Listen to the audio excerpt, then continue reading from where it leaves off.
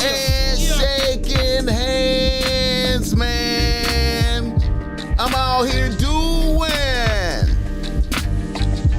what the fuck I got to do out here to make it crack open, and you are now experiencing Talk to him, the BossMack. world famous Talk to him, BossMack. BossMack podcast. RNS, y'all. RN motherfucking S. Oh yes, today is a beautiful day. I'm happy as fuck to be up in here doing this. Y'all niggas already know how I get down. Nothing but good game when I come around. BossMack topsoil, y'all got to love the sound. Whoa, yes indeed. Here to give you what you need with speed. Real niggas always in the lead. Talk that talk. What's up with y'all out there? BossMack podcast is in full motion. Yes, indeed. Happy to be here right now. Yes, sir. I got my peoples. Bompton Boogaloo in the building. Shout out to all the fat bitches riding dick with a t-shirt on. Yeah. What's up with it? Shout out to the chat, though. Get the likes up. Wipe your feet off at the door when you come up in here, man. Hit the like. Let me hit the like button. You already know what it is. Hit the like button. Man. Good vibrations all around. Came to get down. Happy to be here. With the post Super Bowl clarity, you understand me? Y'all know the show is always brought to you by BossMack Streetwear. Go through BossMack Streetwear right now. Cops of BossMack Streetwear. I had to run back the gold bitch relax, you understand me? Fly shit. You know what I'm saying? I had to run this back. Fly shit. You understand me? You could get the OG bitch relax that you see Snoop Dogg wearing. Or you can get you some PG BossMack Streetwear because I know how it is out there, man. I know how it is out there. You know, you want to rock it around your family and friends with no discrepancies, you feel me? We got you. You know what I'm saying? Go through there and cop some right now. We got the good streetwear for you, man. You know what I'm saying? Represent the show. When you cop that, you're helping the show keep going. When you cop that, you're keeping the show going. Also, the show is brought to you by Dubs Organic Coffee Blends, man. Dubs Organic Coffee Blends. Go through there, cop that. You understand me? And you know what? I'm going to tell you something, man. Dubs Organic Coffee Blends is located at 7962 Fountain Avenue in West Hollywood, California.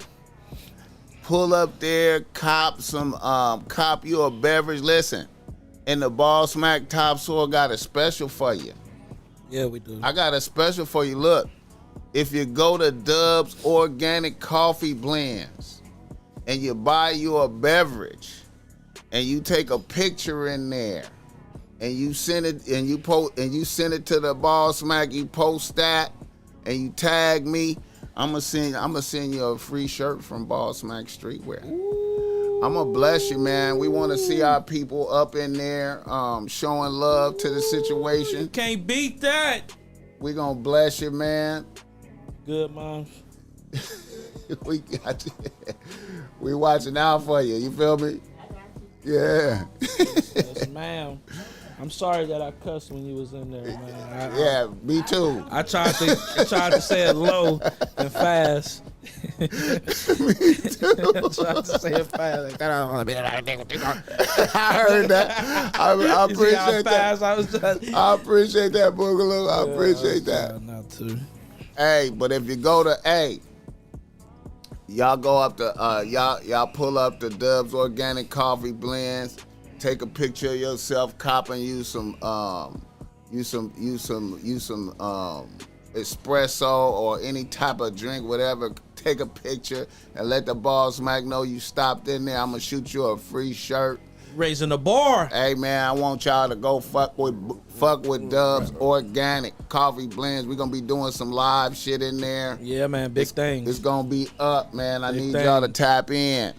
We go change the scenery a little bit sometimes, and we go over there, and we go have a live audience. Kinda like, so y'all know how like y'all be up in the chat having comments and shit.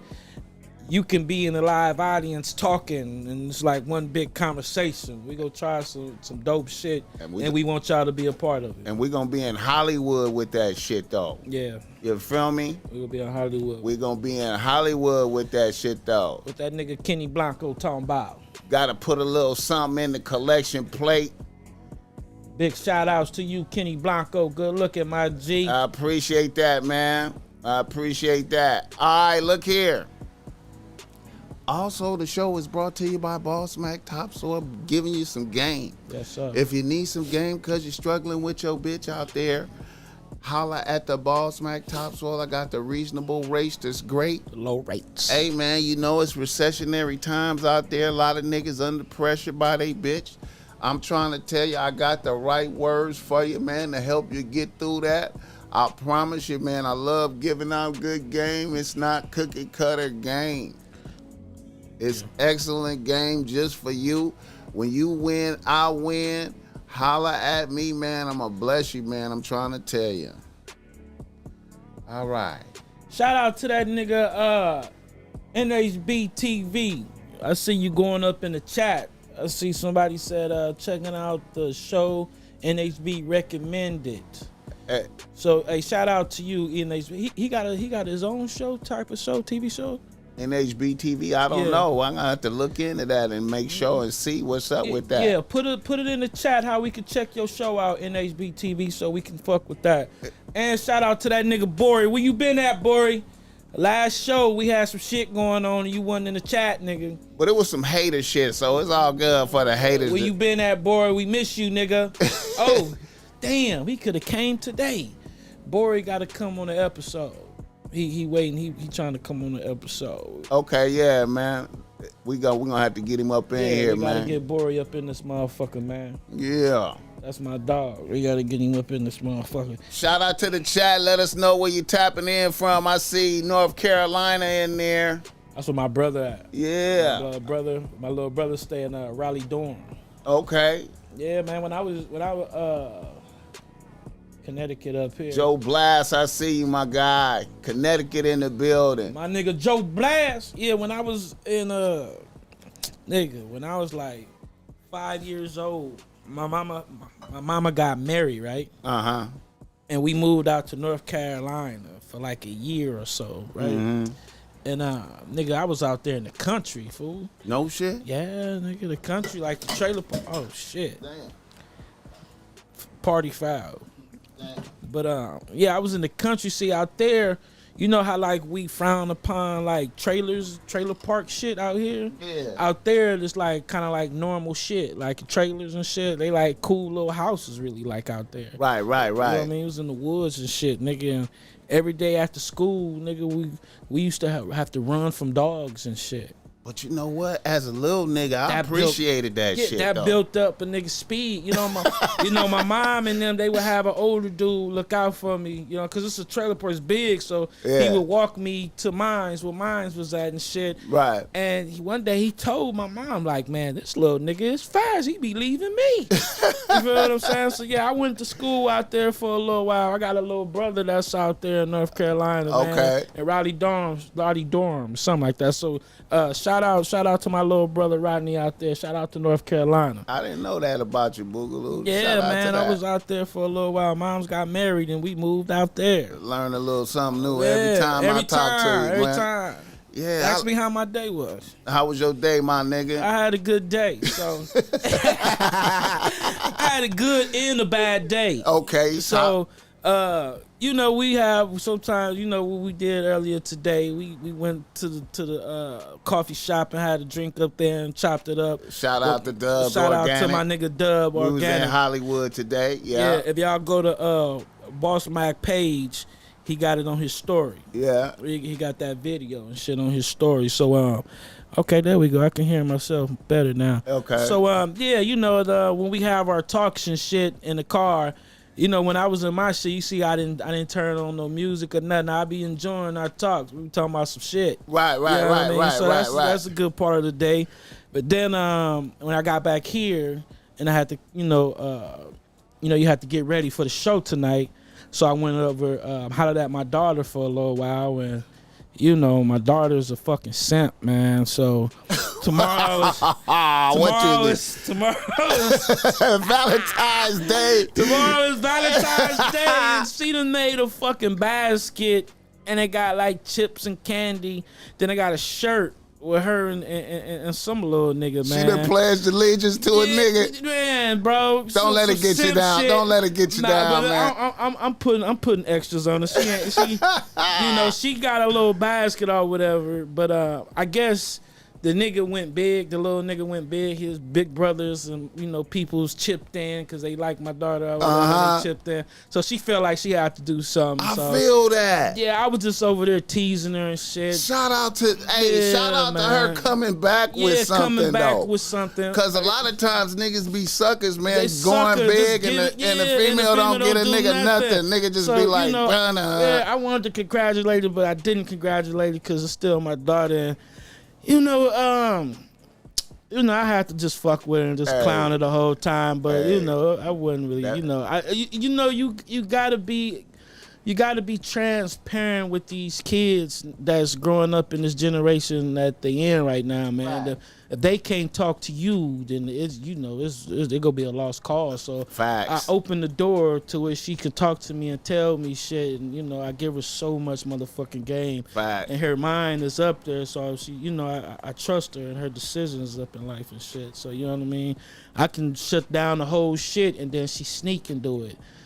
You know what I mean? I don't want to do that. You know what I mean? You can't do that with the kids nowadays because they go through so much and deal with so much, bro. You gotta have that outlet for them to be able to talk to you and express shit with you, dog. Hey, man, shout out to your communication skills, man. I just want to put that out there, man. You know, a lot of niggas can't even communicate with their peoples like that. You feel me? They can't stomach that their kids is growing up. You know, as daddies, that shit hard. It ain't a good feeling all the time, but it's you know, it's something that you gotta go through, and it's something that you gotta kind of like not bite your mouth, because you go say what you go say, but at the same time, nigga, you gotta be like understanding on a whole different type of level, my nigga. It's like that shit serious, bro. Hey, man, that shit serious. Hey, dog. man, that's a blessing to be able to talk to them, man. You know what I'm saying? I always refer back to my time as a substitute teacher, man. Just the ability to talk to them kids, man, is a motherfucker. Yeah. I knew, I knew motherfuckers who did not have no communication with their kids. Yeah. They was oblivious to what their kids was doing. You understand me? Exactly. And that's can't be like that. That's way out. So shout out to that, man. Yeah, your kids will be lost, my nigga, with no direction if you can't talk to them and guide them and have them have dialogue with you. You know what I mean? If they can't get the game from you, then what the fuck they go? You know what I mean? Man, they getting the game from outside, my nigga. Yeah, and you don't want that. That's dangerous. Dangerous. You don't want that. Get this uncut from me right now. You understand me? You don't want that. Hey, man, and shout out to little dude. He gonna see tomorrow. See. He gonna look like a player because he gonna have some goods in his hands. You know, certain little niggas ain't gonna have nothing in their hands because ain't no females blessed them. You understand me? It's not gonna be a good looks for some people. I used to like seeing that on your desk. You trying to do your work. You got a big old thing on your desk. Eat some candy. Little you got bragging some rights. candy and shit on there. You little bragging rights.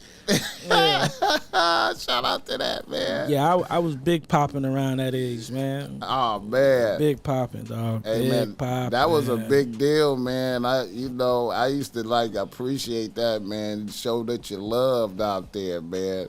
Yeah, I was blessed to have, man. The girl I was with around that time. I was a football star as well. Okay, yeah. So her, I would. They didn't. I hid the badness and the little, all the mischievous shit. They seen good when they seen me. You know what I mean? That's why I say God too have, working mysterious ways, because I went to church because I wanted to see her on the weekend. Right. But that got me in church. That got me in the Lord's house, going to go see my girl and spend time with my girl because her parents was going to church. You feel what I'm saying? They would pick me up, outside of school. I would hang out with her for the day and all that good shit, and around Valentine's and shit, they took us to used to take us to the movies and shit.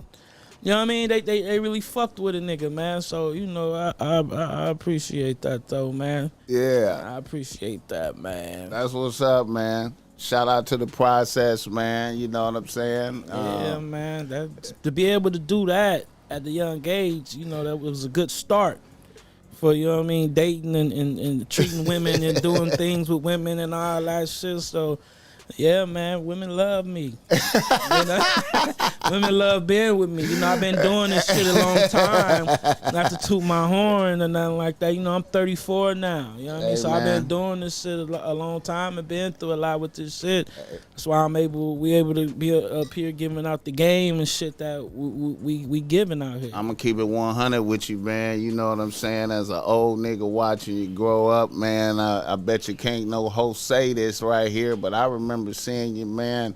I remember seeing you coming up, as a youngin', and then I seen you one day. I seen you posted on the porch with a little bad bitch, and I was like, Boogaloo, get pussy now. Boogaloo, get pussy now. I could just look at it. I was like, Boogaloo, get pussy. It was Boogie then.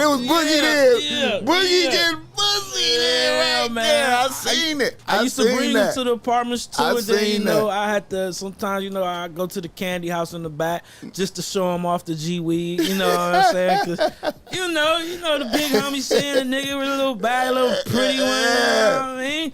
I'm looking like the nigga everybody get boogie. You know what I mean? Shit, walking through the apartments. You know what I mean? I seen that. I would go back there to the candy house just to show it off. You know what I mean? I've seen that. I used to show them off, dog. Mm-hmm. Yeah, man. It's a blessing, dog.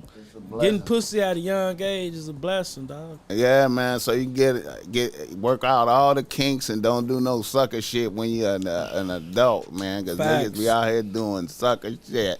You hear me? Right. Get the likes up on the BossMack podcast, y'all. Get the likes up. Be a lot of sucker shit going on, because I think niggas don't be getting a lot of pussy like that in their lifetime. It'll so hurt you. when they do get some, it's like, they on a leash now. When they follow, it'll hurt like a dog following the bitch around. And, the bitch is just condemning and just, you know what I mean? It'll hurt you, man.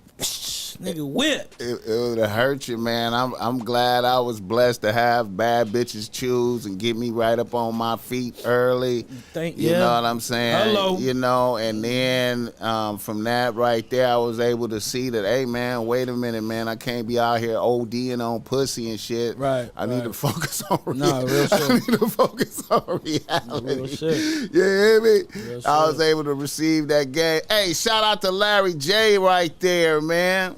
We got Larry J in the building. Yeah, man. I see you, Larry J, man. Shout out to my nigga Larry J, man. Yeah, man. It's a blessing, Money man. Mitch, is that that's either Hop Out or Lil H. Okay. I think Money Mitch. Yeah, that's one of the homies. Money Mitch, who is you? Say what's happening. We got to bring Hop Out back in here for his solo joint, man. Day 14, is that last one? Did that say 14 Deuce 29 or 14 or what? That's 1428. 140. Oh, I think that's the homie D-Way. Yeah. D-Way in this motherfucker, nigga, what's happening? Yeah. All right. Well, it's been a lot going on. Yeah, he say, yeah, Big D-Way. That's my dog, D-Way. Okay, Bumpton Boogaloo, has been a lot going on in the news, man. I first want to just shout out the Chiefs for doing what I thought they was going to do. We said they was going to win. If you look at the last podcast, I predicted what was going to happen when you come to this stage. Man, we should have bet, man. You got to take an ass beating. I went online, man, and I was like, man, you had to... I was thinking about, man, I ain't gonna lie, I thought about putting down a rack, like, should I put down a rack? Shut up. But you was gonna win, like, probably like... For 1,500? Nah, not more than a rack, nigga. You was gonna get, like, probably like 800. That's what I'm saying. 800 or something. So that's more than I thought. You get, like, you bet 1,000, but you gonna get, like, 8 or maybe 700. So you would have got 1,800 back. Yeah. That's not bad. Yeah, but I was thinking about that. They said, America's betted a couple billion. Yeah. America betted a couple billion. I got it in my phone too.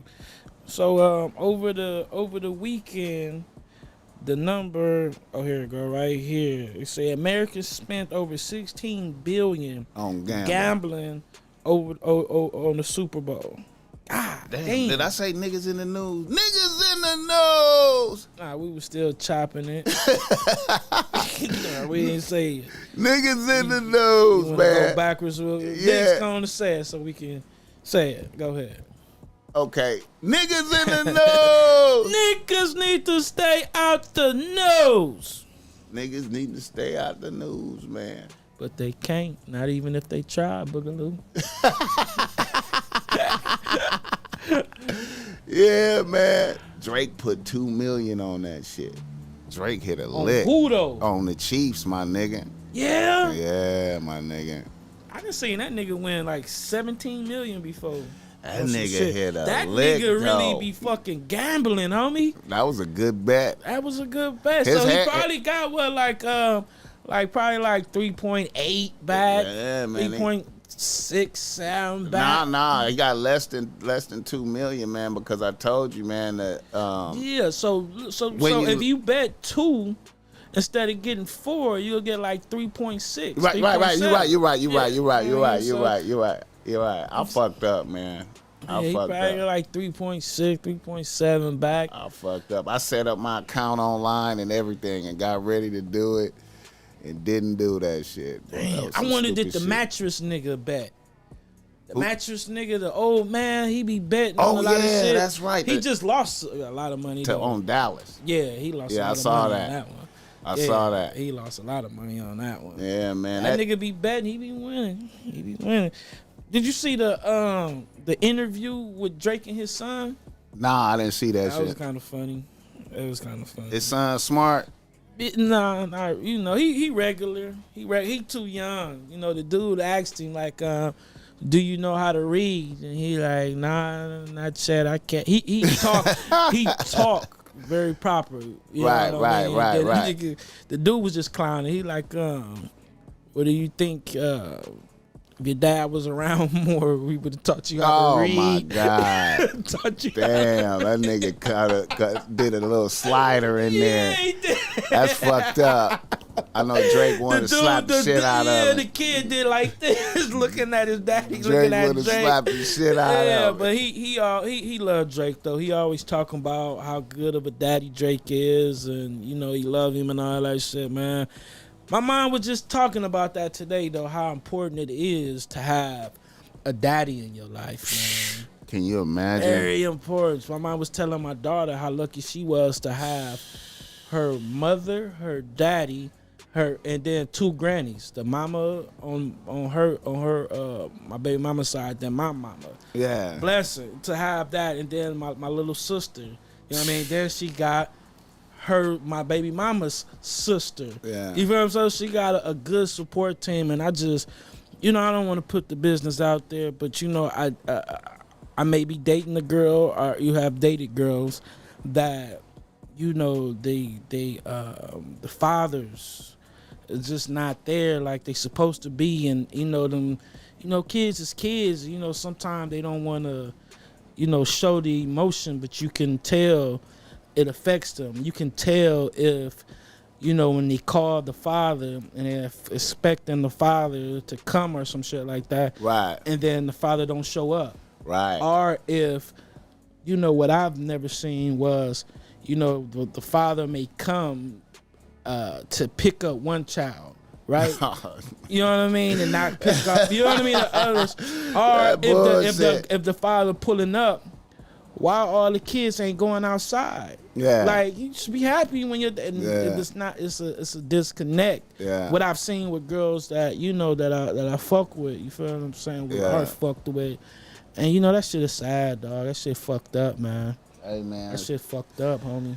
You need, Pops is the source of the life, man. You need, and just a sense of security and protection. You know, a motherfucker got your back. That in this world, it's a cold motherfucking world. You gotta have motherfucking foundation, man. Right. To be, and then when you out there politicking with the other kids, you know, they like, man, talking about their daddies and shit. Right. And for you to not be able to have that conversation, man, that's some fucked up ass shit. And it was a time when my daughter, she told me about, you know, certain times when, you know, she bringing up her father or bragging about or something. Like if somebody asked her, you know what I mean, where you get them, who bought them shoes or something. Yeah. She says, you know, her dad, or, you know, she's talking about her dad. She caught herself at times having to bite her tongue or stop talking because the other kids didn't have daddies in their life. Facts. And was feeling bad. Yeah. For, you know what I mean? Like, boy, it get deep. That's some fucked up ass shit, man. Yeah, it get deep, dog. Yeah. I couldn't imagine not being. You know, my dad died when I was 6. So you know what I mean? I ain't grow up with no daddy. So you know what I mean? I made sure that my daughter did. You know what I'm saying? And I was there in her life. You feel what I'm saying? From the time I got out of jail, nigga, I was there in her life. You feel what I'm saying? And, nigga, I couldn't imagine just. That show her how to treat. That show her how to treat niggas too, man. She know how to show love to niggas. Exactly. That's part of the love that nigga receiving tomorrow. Right. And the little bastard. We gonna stop talking about that little. I'm gonna fuck the little nigga up. Oh man, he gonna be. That nigga gonna be happy, man. That nigga gonna be happy, my nigga. I was clowning there like, man, what this nigga getting? This nigga ain't gonna get you shit. You got this nigga a basket. Man. But I'm just fucking with it though. But yeah, especially if a nigga win big, man, that's a hell of a good feeling. You gotta man. shake the young nigga hand because you want somebody treating your daughter right. You want somebody treating your daughter with respect. You know what I mean? You want a nigga treating your daughter how she's supposed to be treated. Yeah. So I tip my hat off to a nigga doing that, going above and beyond for her. Yeah. You know what I mean? Real shit. Yeah. I lost my train of thought though. I was talking about some other shit. But anyways, yeah, man. Okay, the halftime show, man. How you feel about Rihanna coming out? First, I was a little confused, you know, because I seen she wasn't hitting the steps hard enough and wasn't like putting on a show. But then when they got to Diamonds in the Sky, whatever, I seen her rub the thing, and I'm like, okay. At first, I'm looking like, damn, she kind of big. Like, she gotta be pregnant. Then she got it open. So I'm like, gotta be pregnant. But when she rubbed it, I knew for sure she was pregnant. So after that, I felt like, okay, this wasn't a competition. She was doing the best that she can. Right. Being pregnant. Right. Putting on the show. Right. So I couldn't judge her to like, oh, what the fuck? Like, she this, that. I couldn't judge her on that. I mean, she did what she could, being in the condition that she in. I thought the bitch, I'm going to keep it a buck, man. I was like, what the fuck she got on? That was my first thought. Yeah, what the fuck she got on? It was her shit.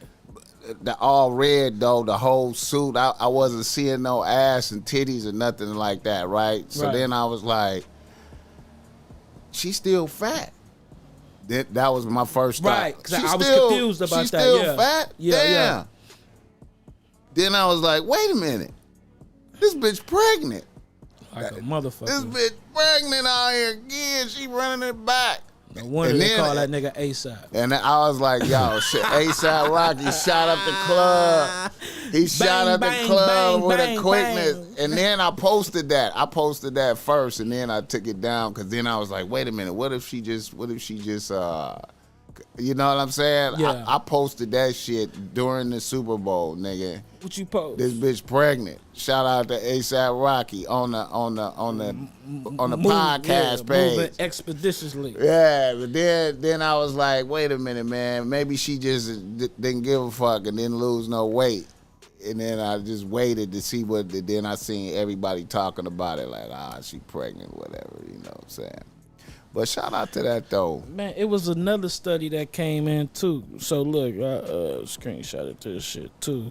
So, it was more people who watched the halftime show than the Super Bowl. Yeah. So I figured that. You're right. 118.7 million watched the halftime show, and 113 million watched the Super Bowl. So look, I'm gonna put this out there real quick too about her brand. Right. So yeah, you got 100 billion people promotion. Yeah. To 100 billion people yeah. on that network and on that media shit. She got paid nothing, right? But promoted right. her brand to over 100 million people. Did you see her fix her makeup though? Did you see that?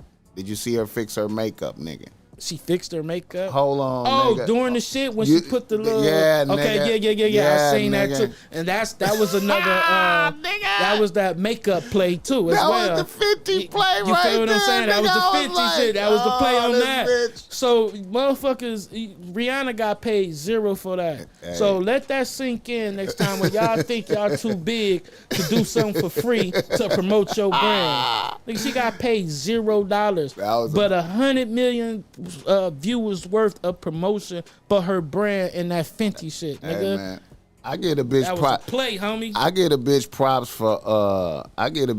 for getting up on that elevated stage too, man. That low key. Yeah, that shit looked shaky. That made me nervous looking at that shit. I was like, I wonder could I have done that. I was like, damn, man, that take a lot of heart right there. That shit was dangerous. And the bitch was pregnant too. I was like, man, she did that right there. Yeah, because if something go wrong, her and the baby gone. She falling, nigga. Yeah. She was up high than the motherfucker. I'm scared of heights a little. Nah, they probably was like, stay your ass in the middle and we got this motherfucker under control. And I felt that, but I was still like, damn, that took some heart. That took some heart. As it going higher, I'm looking at her face to see, do I see any type of fluctuation? Yeah, of fear. if fear, if she feeling like she go fall, are we going to? I didn't see none of that. I didn't see none of that in her face. Nigga, she took that as like, you know what I mean? She was secure about that. She just did that shit. She was secure about that shit, man. Yeah, man. Yeah, it would have been nice to see ass or titties, but that was cool too. The pregnant shit. Now another thing, the only thing I could critique her on is like, I feel like the performance was more about, I'm pregnant, you feel me? Yeah. And I'm doing the shit anyway. I'm working anyway, and I'm still popping. That was you more feel me? Yeah, definitely. And this is the new young generation coming in, because that's like that's the first like young generation Super Bowl halftime right there. You feel me? Yeah. And then, but I was checking for it would have been cool for Jay to come out or somebody from the features. From the features. You feel me? That would have been that would have took it up another level. Like a motherfucker. You know what I'm saying? Even if they would have just did a little something, little, you know what I mean? A little anything. That would have been dope. Yeah. I seen DJ Khaled in that motherfucker.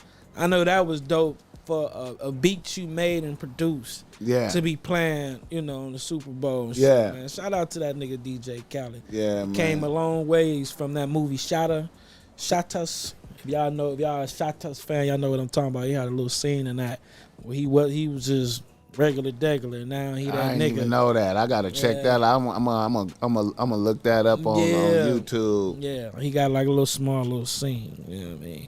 They was trying to press Wack Clef, and he right there with a little young nigga. It was like, what? The little young nigga was turned up too. So yeah, he got a little small scene up in Shotters. Shout out to DJ Khaled. Seen my nigga Jay-Z in that motherfucker too. With Lil Mama. You know what I mean? It's, you know, you ain't Jay-Z to Lil Mama, nigga. You her daddy. He you know, she got him over here, you know, bending down and snapping flicks and all that shit. Oh, he had his little girl in there with it? Yeah, she wasn't even satisfied with the pics too. She look, you could tell. She was not satisfied. Like, you gotta get it together, Dad. That's the type of look she had on her face. While Uzi was in the background watching and shit. Yeah, shout out to Uzi too for now his song is the new song for the Eagles being replaced with that Meek Mill song. Uzi new shit is the shit now. His song, it's like the new song he got out now? Yeah. Okay. Damn, whoa, whatever that shit is. So they tapping into the young generation with that. Exactly. That's the new Eagles. Shout out to niggas tapping into the young generation, man. Got to. You know what I'm saying? I felt like it was a young Super Bowl, like a motherfucker. I felt like it was young niggas on deck, man. Yeah, and shout out to the two brothers that played each other. Shout out to for it to be the first time two black NFL quarterbacks played each other. And they showed out too, though. And they showed the fuck out. You know what? That was probably one of the best Super Bowl games I ever seen. I don't like when it's an ass whooping. That's an ass whooping and somebody getting blew the fuck out. They literally was going back and forth, back and forth, back and forth, back and forth. Shout out to the motherfucking Chiefs too for, you know, being down or at halftime and did not lose their momentum. Came back serving, nigga. Every motherfucking down or whatever, every possession they scored. You know what I mean? Shout out for them. Shout out to they coach for running that smart ass play when it was 2 minutes left. Yeah. Not letting the motherfuckers score so they could run down the clock and kick the field goal. Shout out to him having faith in the nigga after he missed the field goal. That was big. You feel what I'm saying? That was big. He came back and got the winning field goal. That was big. Shout out to that nigga, man. Shout out to the black star power that was in the motherfucking building, all the stars. Shout out to Gilly for losing. You know what I mean? Last game, Gilly was trolling motherfuckers and shit. Bragging just a little bit too much. Gilly was looking like a sucker on the sideline. This nigga over there with a fucking helmet on and some shoulder pads. Looking weird, man. This nigga Gilly funny, man. Them niggas living their best life, man. That nigga was, man, I thought them niggas was doing too much. You know how, like, niggas be on the sideline celebrating. We about to go to the Super Bowl. Yeah. Niggas just... Gilly he went over there and disturbed the nigga that was praying and shit. And looked like the nigga that was praying was like, what the fuck? Nigga, who are you, nigga? Gilly trying to, you know what I'm saying? Yeah, Gilly, you did a little bit too much bragging, homie. You did a little bit too much bragging, homie. This nigga said it too, like, yeah, man, it's gonna be some sad people. When your team lose, it definitely felt like a second cousin and died. Well, yeah, yo, nigga, you feeling that right now. And you know, it was a trip though. It was like that Hurts. That nigga was MVP balling. Bro, that nigga was balling. He was like a Michael Vick with them runs and all that shit or something. That's nigga. very rare that I see. Well, I seen Michael Vick do that when they played Florida State in that national championship years ago, where he was like damn near MVP, but they lost to Peter Warwick and them. Yeah. That's how I felt about old boy Hurts. He put on MVP performance and still lost. Yeah, man. If the Eagles would have won, he would have been Hurts. MVP. Hurts would have definitely deserved that. Yeah, they was chanting for us. They was chanting MVP for that nigga. Yeah, dog. But Mahomes just Mahomes was limping, more smarter, and you know, and nigga limping at halftime. Came out on top. Had dog. motherfuckers wondering like a motherfucker. Man, you know, he even got to the sidelines and did a little grimacing. Yeah, doing the grimacing like it's.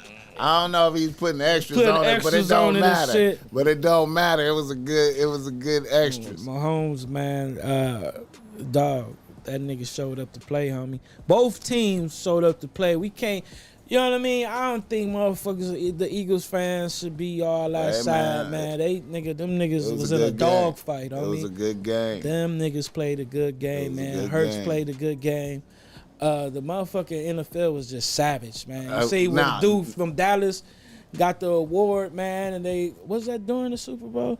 The dude from Dallas got some type of award. What's the quarterback name of one of them niggas, man? The quarterback for Dallas? Yeah. Got an award? Yeah, they gave him something. Oh, they mad at him. Yeah, and they booed. Yeah. And they booed. Dak, whatever his name is. They booed that nigga, man. Yeah. They gave him an award. They gave him some type of MVP for the season type bullshit award. If you know what I'm talking about, say it. Say it. But yeah, they gave him an award. Niggas got the booing. They gave Mahone a painkiller. Yeah, whatever they did. They gave that nigga a perk, homie. He did what he had to do. Fuck it, man. And he came back on top. Shout out to that nigga, man. What's his name? Dak Thomas? Dak? I forgot. I know they mad at that nigga. Prescott. Yeah, he know what I'm talking about. Dak Prescott, yeah. Yeah, he won some type of award. Nigga, they got the booing in that motherfucker. Dak Prescott, yeah. Oh, the Pay Manny Award. Not Pay Manny. He won some type of highest achievement award that you can get in there. Yeah, he didn't deserve that shit because they felt like he lost that game. He lost that playoff game. He threw 2 picks in that playoff game. Niggas was pissed. Niggas was pissed, man. He lost. Hey, you know what? He lost his bitch after that game too. Did you know that? I heard. He lost his bitch after that game. The Walter Payton Man of the Year. Yeah, that's what he won. He lost his bitch after that. Yeah, nigga. I heard. I meant to speak on that on the podcast because, man, nigga, that's embarrassing to your bitch. Your bitch getting pressured. Like she out there waving the flag for him. You know that she catching strays from that nigga. She go to work and her homegirls talking shit. That ain't a real bitch then. Hey man, well you know it ain't no real bitches out there like that. You already know, nigga. If you especially for them NFL. If you don't niggas. be testing the bitch if you ain't testing the bitch to find out if she 100, how you gonna know, man? And he found out the worst way you can find out, homie. Okay, another dude I wanted to speak on was that running back from KC, man. That nigga was running hard than a motherfucker. What's his name? Was it 14? Nah, 6. What was that for the? What's that running back? He was running hard though. I know exactly who you're talking about though. Not Prescott, but somebody know. What's that running back? What's the running back for? Pacheco. Yeah. Yeah, that nigga was running hard. Yeah, he was hard. He was touching the ball and getting mileage. That nigga was running hard. Yeah, he was touching the ball and getting mileage.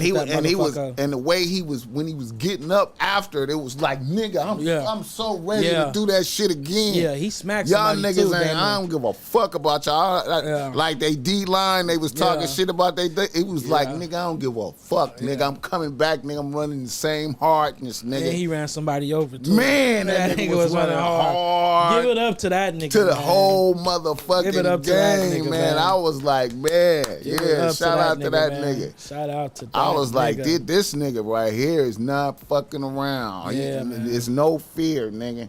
And I seen the moms, the moms that, for the 2 niggas that played on opposite, the brothers. Oh, yeah. Yeah, she had on, I liked her outfit. She had on a jacket.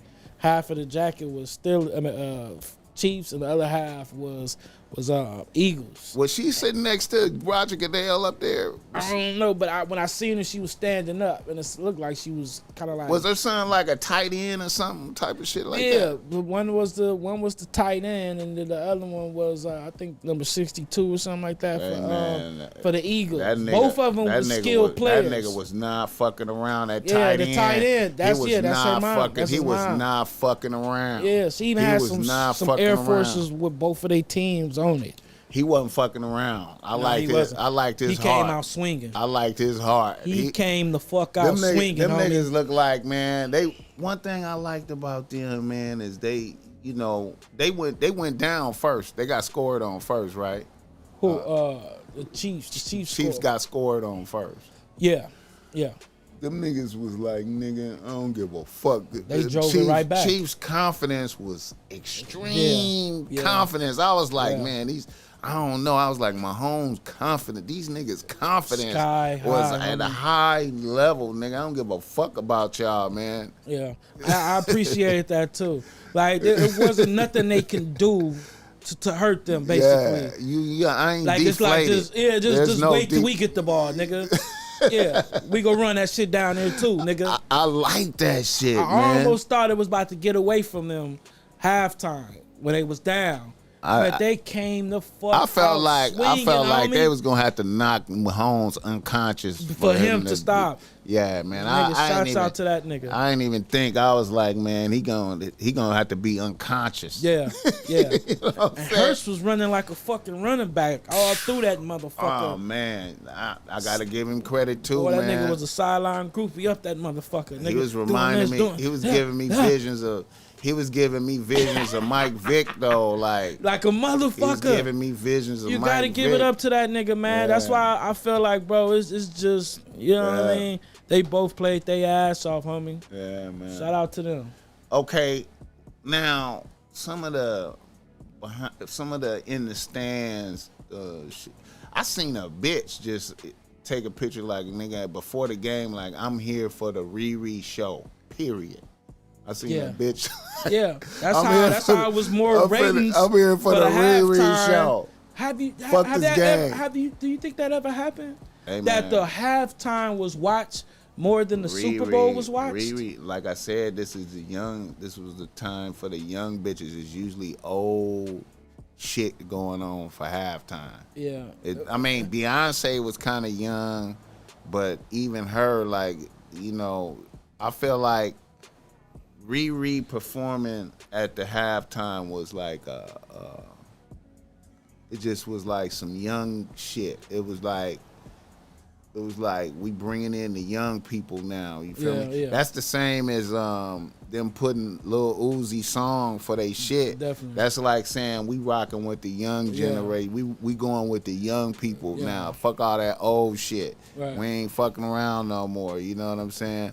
And that's why, and see, they learn. See, that's how it's going to be on the next Super Bowl. I bet you it's going to be somebody else young like that, too. It got to be. They got to. They had a lot of old legendary old motherfuckers in the commercials, but the Super Bowl, young nigga shit. I thought the Super Bowl commercial, I didn't really feel like, I didn't see no breakout Super Bowl commercials like that. Something like how it usually be like I didn't feel like shit, crazy ass commercial. Yeah, I ain't feel it either.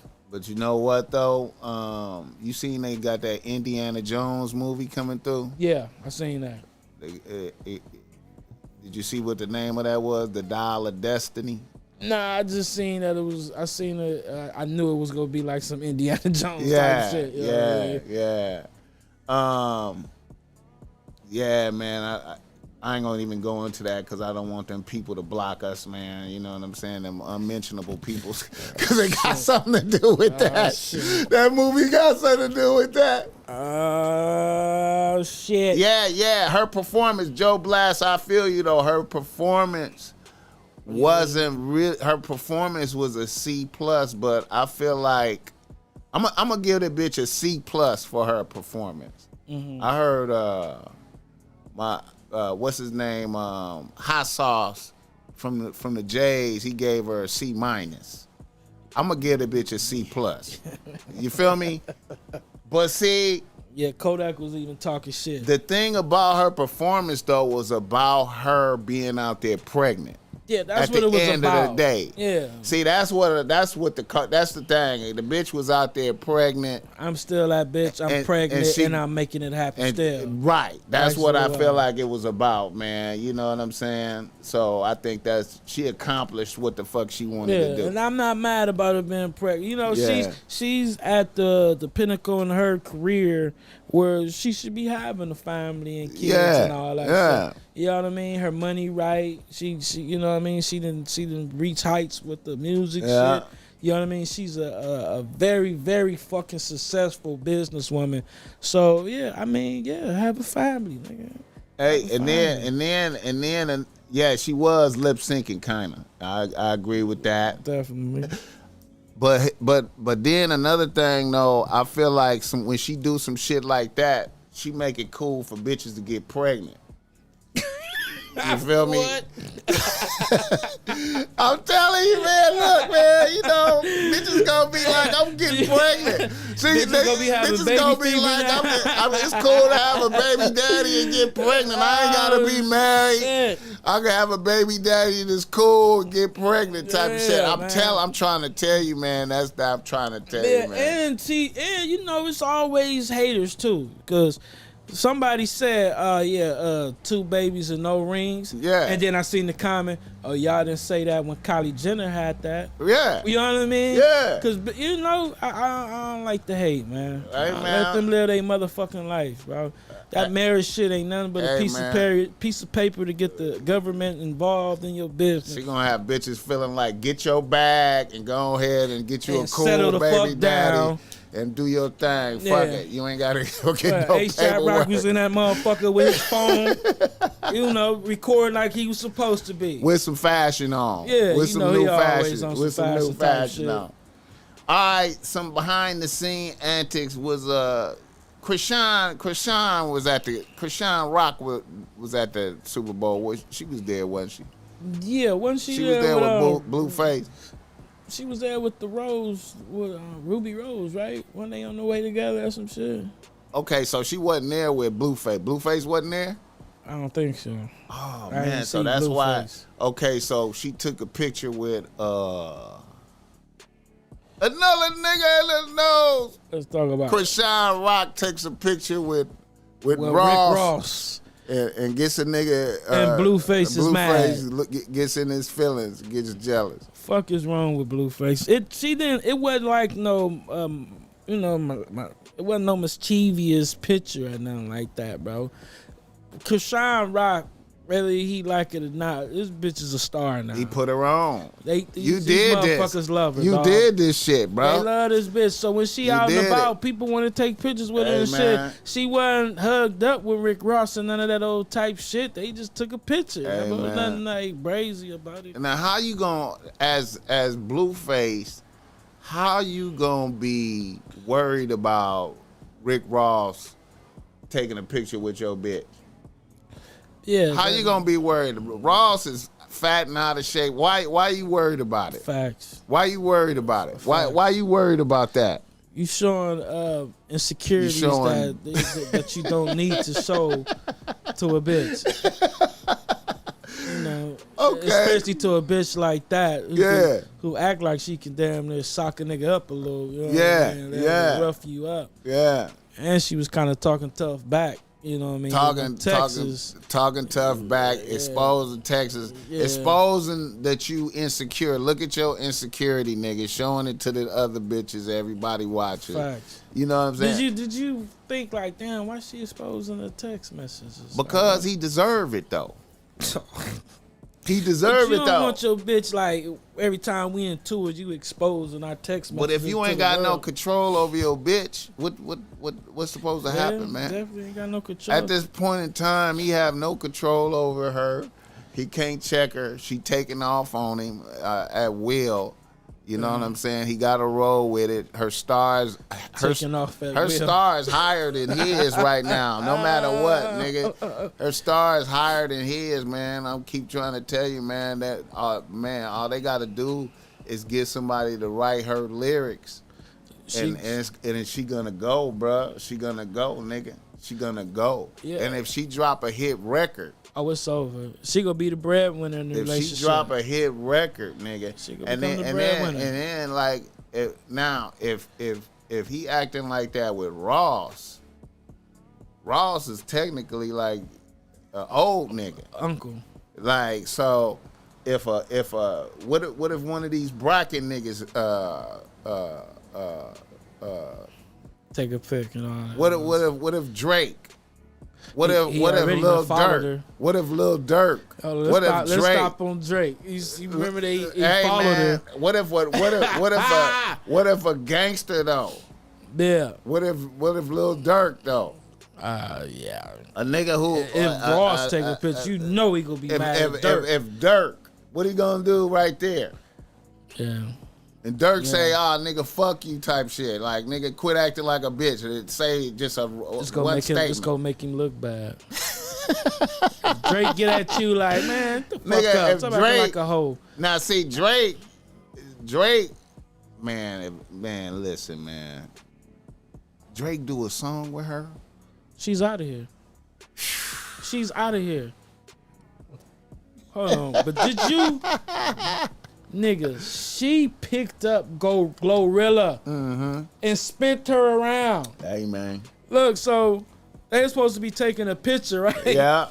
And this bitch, Krishan Rock, picks her up. Yeah. And Glorilla do one of these numbers like, right. Like, what the fuck? This bitch just picked me up. Right. And she didn't just pick her up, nigga. Right. She picked her up, hit a 360, holding her like right. You know what I mean? Right.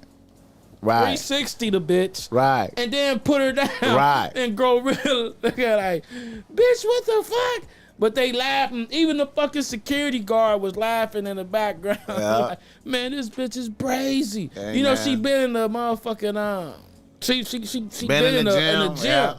Yeah. So she feeling strong than a mob. She feeling boyish. You know Listen, what I mean? man. She picked that bitch up. Let me tell you something, man. She did that. Let me tell you something. Shout out Nika Too Cold. I see you, baby girl. Listen. That's one of my favorite bitches right there, Nika Too Cold. Shout out, Nika. Hey, nigga.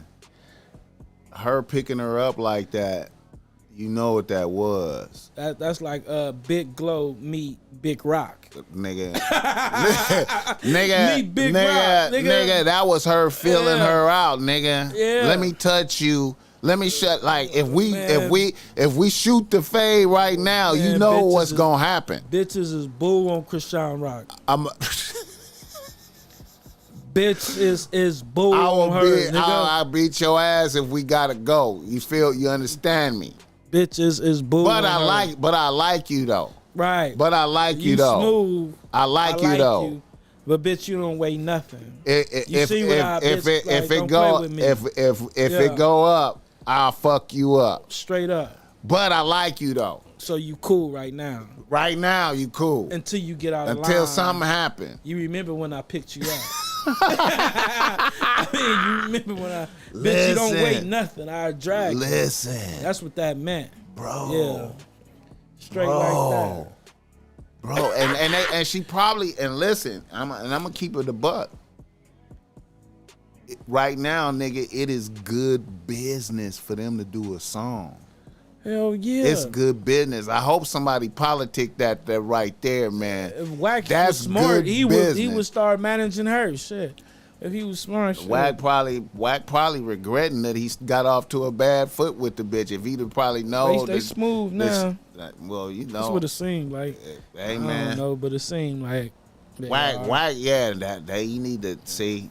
Hey, man. Yeah, man. Yeah, you need to politic it's a bag in her. He trying to get Blueface to rap, and he don't want to no. So you might as well just switch it to Krishan. Man, she a star, and everybody seem like want to hang out with her. Everywhere she go, motherfuckers is taking pictures. Everybody want to be seen with her. It's that Cardi B shit, my nigga. I'm trying to tell you, they did the formula. It's a bag in her, dog. They did the formula, Zeus Network. Them is niggas too. You know that's the niggas that run that. Oh, was that niggas right? that own that. Yeah. What? They seen the vision. They ran the Cardi B. That's the Cardi B play, nigga, from back in the days, nigga. Except for they in front of the bag. You feel me? They probably got action on her musically a little bit, some type of way. But hey, man, that's the Cardi B. They got, nigga, listen, man. Shout out to Zeus for understanding. Zeus, man. Them motherfuckers ain't fucking around over there, man. They not fucking around. Man, they was out there with her at the Super Bowl. Nigga, they was out there with her. So, hey, man. So what, they probably still got some shit they want to work on or some shit. Man, they got it. Nigga, they got it. Nigga, they need, they see, and see, that's how Cardi B didn't run it back with Love and Hip Hop. You feel me? But she got too big. But Zeus fucking with her, so I'm quite sure. Man, they can run her. She don't even need to do no show with Blueface no more. She could do some shit by herself now, I think. I think she could do some shit, but I don't know how they gonna do it. But man, listen, man, she hot right now, man. Like a motherfucker. She hot. She gonna, man. It's. I want to do an interview with her, but Hey, by man. herself. Hey man, I hope. Hey man, I feel like. I want to do an interview by herself. I feel like so she won't be irritated. I'm gonna keep it a buck, man. I feel like if you would have ran into her like how you was out there with Ash Bash this past weekend. Yeah. See, man, I feel like, man, you gotta seize your power, my nigga, because I feel like you could. I got that charisma. I feel like you could. I feel like you could have got Gina views right there, bro. Yeah, man. I feel like you could have did that. Ash Bash had me. You know what I mean? I don't want to say nervous, but I didn't want to speak. I was, the only nigga in there was female power like a motherfucker. Man. I thought she was mad behind that interview, that West Side Boogie interview. Man, fuck and all we put that, the bro. King's picture fuck up all there. That, man. That was. D even said she was mad, so man. I didn't want to speak. You know what I mean? She was mad at Boogie. She was mad at Boogie. But I was talking shit with Boogie because Boogie is my friend. But you didn't hear the details though. See, I don't know if Ash Bash gave you the details, man. She was like. Cause the bitch that the Boogie went out with, low key was Dirty Mac, kind of like Dirty Mac and who? Gina Views though, like I felt you something. feel me? Cause the homegirl shouldn't have. Cause the rules, when you look at the rule book, the bitch wasn't supposed to fuck with Boogie. At all. Her homegirl wasn't supposed to. Not no real bitch. That was a violation. And then she told her about it. You feel me? So, see, that's what it was, see. And then, look, when I went to the Cypher, usually our homegirls, the DJs, she wasn't the DJ at that Right, Cypher. see, this over, nigga. They ain't even boo no more. That bitch was fired. Yeah, they ain't boo no more. She was not at the Pro Club Cypher. She played a reckless card. That was a reckless card right there that she played. She was not in attendance. You're not supposed to do that. You're not supposed to do that. Yeah. You're Look, not supposed to do that, my nigga. Females out there, the females I know, certain females I know know what be she keeping did. it solid. If your homegirl fuck a nigga, you ain't supposed to go fuck that same nigga. Not even if they didn't fuck though. They was in the work. They fucked. Yeah. Gina Views. Yeah. He said I didn't think they did. Nah, he ain't tell us, but I know. Oh my God. That's my God. I didn't know that at was first, super but reckless. on the way there, That was super reckless. Ashbox was putting me up on game, letting me know, so God. I knew like, okay, when somebody having sex, it brings a person, it brings the situation on a different level. So I didn't want to say nothing because I knew she kind of feels some type of way. That's why he took it like that. Yeah, that's why it was, oh my God, that was a reckless play right there. Yeah, that was kind of reckless. I don't know if I would have did that. Yeah, Boogie Wild. I love Boogie though. I don't know if I would have did that. Boogie Wild. I would have gambled on the prestige of the bitch. I'd have been like, this bitch is more prestigious than the and DJ. Her future is brighter. Yeah, you feel me? So to do this right here is man. It's man. Yeah, man. Yeah. Next time I see Gina though, I'ma speak and I'ma talk to her and man. I'ma blame it on you. Hey, I man. told you I'ma be like, yeah, man, that nigga BossMack did that shit. Tell her, it wasn't me. I ain't had nothing to do with it. It was a thirst trap picture. Yeah, it was a thirst trap. BossMack a little old and they be doing shit. You posted it on your page. You thought it was bull. Like, that nigga you feel me? out. That's what I'm saying. That's what I'm saying. You know what I mean? That's gonna get me out of it. You know what I mean? But it seemed, I don't know, man. I posted it, right? Yeah. And then she reposted it. When I posted the picture of the Cypher shit, right? And the women and shit, as and shit. and I tagged Gina. And she reposted and it. Gina reposted it. That was a sign right? right there, my And nigga. then, so I reposted what Gina reposted, and then she reposted again. Come on, man. Come Oh on, my man. God, You don't probably need ain't me mad at me. You don't need me to be telling you this shit, Nah, man. I You supposed to, don't. man. I can't But believe I knew it, man. I knew it was smashing involved. I thought she felt some type of way. You should have had a nigga been like, oh man, this bitch Gina in here, man. I'd have been like, hey man, press. Yeah, we need her on the show. We need her on the show. Run the press right now, nigga. Come on, man. Come on. Shout out to Gina Views, man. She was looking cool, man. She, beautiful and slim, and she was handling business like a black woman was supposed to. Yeah. You know, the cipher, Pro Club Cipher, was directed by a black woman, hosted by a black woman, and the DJs was by black women, and all the fucking the individuals that was rapping was all women. Right. So that was big to me. That was big. Hey man. And Black History Month. Yeah. So shout out to Gina Views, man. Shout out for man. That. Yeah. I like that her, was dope. man. That was dope to the motherfucker. All right. What's that about? What was some other shit? And one woman watching man treat.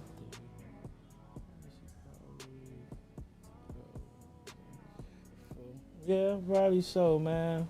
All right, so y'all hit the like button, man. Hit the like button. Hey, man, get us to 40 likes, man. Come on, man. Quit playing, man. Niggas up in here flowing and glowing, man. Putting this game up into the atmosphere. Impeccable game, nigga. You already know, man. Niggas is blessed. You feel me? Straight like that. All right. Let me. Since we was talking about Krishan and Wack 100 managing the bitch. I want to talk about Wack getting into it with Sharp. Wack 100 versus Sharp. You heard it? Did you hear it? I heard pieces of it. I heard pieces of it, man. You about to pull it up? You want to hear some of it? Yeah, let's pull it up. Let me pull up a little bit of that, man. So I don't know, y'all niggas know that Sharp the Pimp got into it with Wack 100.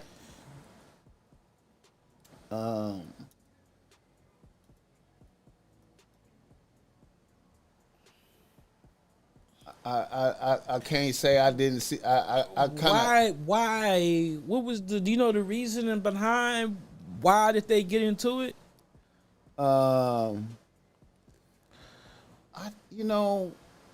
Wack 100 got into it with I don't know, man. I feel like it had something to do with the academics, Sharp and academics getting into it. Are you saying I don't make it on my show?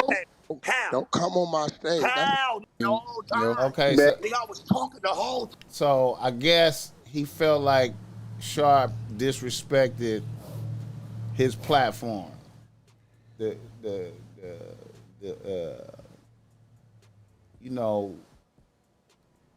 It's called The Stage. Whose platform? Wack 100's platform is called The Stage on Clubhouse. The Room is called The Stage. Okay. So, they say he was trying to smooth it over between Sharp and academics. Okay, now, Sharp was talking big about academics. Like, he was talking like he was ready to press academics over academics. You know what I'm saying? He was saying he called academics passive aggressive and some other shit, like, And academics was basically on some like, nigga, I invented this space that you working in, nigga. I invented, this job that you have. You feel me?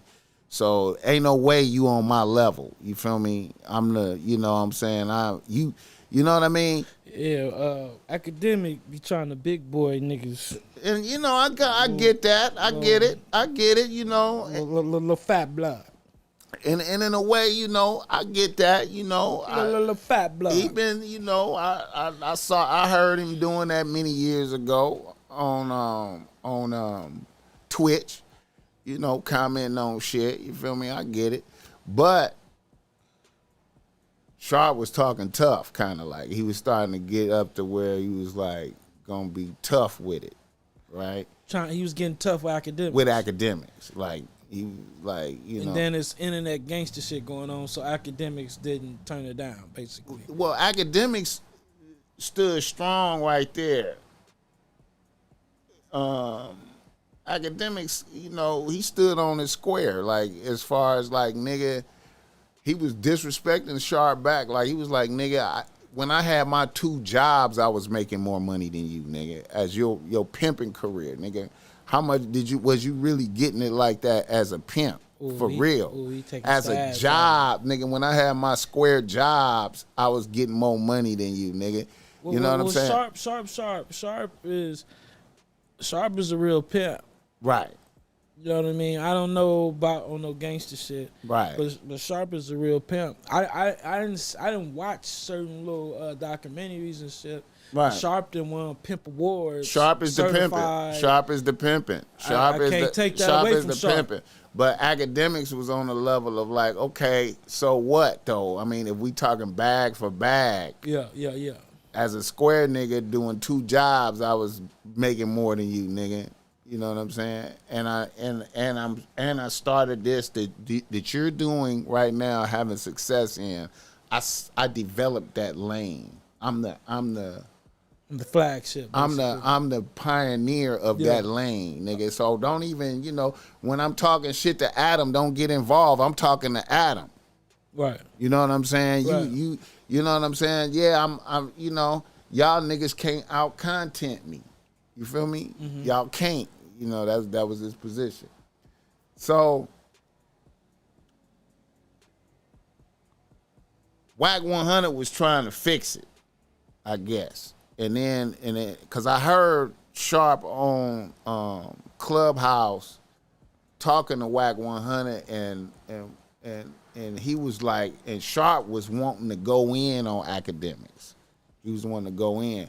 Now, I kind of felt like Sharp was risking it because I knew, you know, I know how niggas could flip the script on you. Mm-hmm. And see, especially with that, with him going big on Kelpie like that before, you know what I'm saying? Sharp. You know what I'm saying? That's in the atmosphere. Like, you went big on the little dude. Even if he was fake pimping, you still went big on him. Just like Sharp was trying to get Smack to go along with the way he disrespected him. Smack was on, they was all on at the end of the day, and Sharp was like trying to, because you know Kelpie went on Mac TV, and then Sharp called in and got him to admit that he wasn't the real pimping.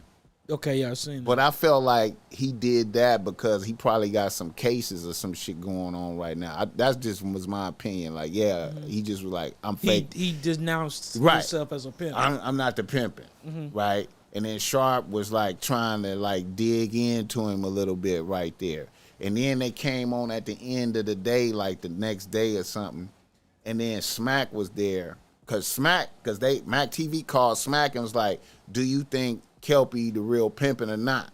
And Smack was like, I don't know. Which was my opinion. Like, I don't know. If he got bitches selling pussy on the internet, that's pimping. Right. You know what I'm saying? He might not be out here on the concrete on Fig with it. Mm-hmm. Now, if y'all want to say that's fake pimping, if he ain't out on the concrete with Fig with it, it's still pimping. It ain't as gangster as being on Fig, But you know, if he But got the times have evolved. right, but if he got mean? these bitches on, if he out here doing some internet shit over some long as a OnlyFans, long as a bitch paying if these bitches is paying him, yeah, they went on the soft white underbelly and sat right next to him and said they was hoes. I mean, maybe he paid them to do that, but they haven't come out and said he paid us to lie. You feel me? Right. And you know bitches is ready to do that to you. If you really paid them to lie. Facts. And we ridiculing you now and shit. Mm-hmm. So Smack was standing on business like, I don't know. And then Sharp was like, nigga, you need to just go along with me. And Smack was like, nigga, no, I don't. I don't need to, I mean, you know, I know my narrative. I know right. how I think. Right. I don't know. If he got bitches out here on the internet, then that's pimping. It ain't concrete like how we was doing it, but it's still pimping. Right. And Sharp was like, you need to go along with me. And see, this was my point. Him going big on Kelpie like that, to me, as a seasoned OG nigga, was reckless. Now, of course, Kelpie didn't get up and fire him, but he could have. Mm-hmm. If he would have, Shaw would have been in a funny kind of position if Kelpie would have got up and fired on him, right? So no matter what, that bully episode is in the air, and then that led to put out that energy now, right? And then that led to Almighty Suspect beating the shit out of him, right? Mm-hmm. Okay, now, so when he having this dialogue with Wack 100. Right now, see, you see that in the atmosphere. You see the comparing contrast. Now you got to keep that up when you talking to Wack now. Okay, let's play the piece right here. Nigga, no, you wasn't, nigga. You just popped up on stage, bro. You're scary, bro. Wait, one mic. Hold up, King. Hold up, King. One mic, yo. Hey, bro, you work for somebody, bro. You work for Adam. Who? And they better not kick me down neither. You work for Adam, bro. Who? How? Don't come on my stage. How though, my no nigga? Jumper, no jumper is Adam. These all your little niggas. Stop playing, Oh, bro. no jumper is Adam. You work for Adam. You should already know better than this shit. You work for I don't know better than nothing, nigga. I don't know you. You I respect you. You a real gangster in this shit. You really don't go run, nigga. You really run shit. But now I'm starting to see, my nigga, it's all entertainment, homie. No, this not no entertainment. Yeah, you work for Adam. Nigga. You on the bottom of the totem pole in there. You work for Adam. You don't? Own no jumper? Call him tomorrow. You own no jumper? Let's see. Do you own no jumper? You been on no jumper, nigga, numerous of times. Do you own no jumper? That's my friend. No jumper, he been on my show too. Hey, let me ask you something. He been on my show too. You's a real boss. He been on my show too. Let me ask you something. Are you saying Adam ain't been on my show? Hey, did Adam ever pay you for being on there all the times you've been on there? I don't charge him. He don't charge me. Nigga, we ain't got nothing else to charge. I charge. Nigga, listen. Hey, listen, bro. Hey, listen, bro. Bosses don't charge bosses. Adam been on my show too. He been on this floor, nigga. Man, I don't care about none of that shit. Come on. Okay, but you work for no jumper. I have bigger respect for you. Do you work for no jumper? I don't even think you like that. But I get it, my nigga. You don't think I'm what? Blood on Paul Rue. I get on the freeway. I'll run that feed right now with him. I'll run that feed right now with him. Who wants to, Wack? I'm an hour away. I'll run that feed with him right now. Hold on. Look at that. Hey, wait. You don't think I'm like what? Wait. I want you to clarify what you mean by you don't think I'm like that. I'm telling you like this, my nigga. You don't think I'm like what? You was about your bread. Oh, no, bro. You ain't got more money. Sharp, you think you got more money than me? Do you think you got more money than me? Adam from the jump, nigga. Do you think you got more money than me? Nigga, money? What we talking about money? You think, little broke boy, you the broke nigga, that you got more money than me? When did money make you real, nigga? Do you got more money than me? Half the bread you got. Okay, now like that. What do you? I want you to specify what you mean by you don't think I'm like that. Cause I'm a valley nigga. That shit in the valley. I'm not from Compton, Watts, or Inglewood. I'm from Pacoima. I'm 4 miles from that spot. So what are you saying? I'm not academics. I'm bad and shit. I'm not academics. We can get out this morning, blood, on Paru if you saying you don't think Wack is the Wack. We can lock up, no problem. I bet I'll bed your ass. Now, I want you to specify what you meant by you don't think I'm like that, nigga. I'm not academics. I'm right here. I'm a Pacoima nigga. 4 miles from Burbank. You remember how tough Sharp was talking to Kelby? Yeah. What do you mean you don't think I'm like that?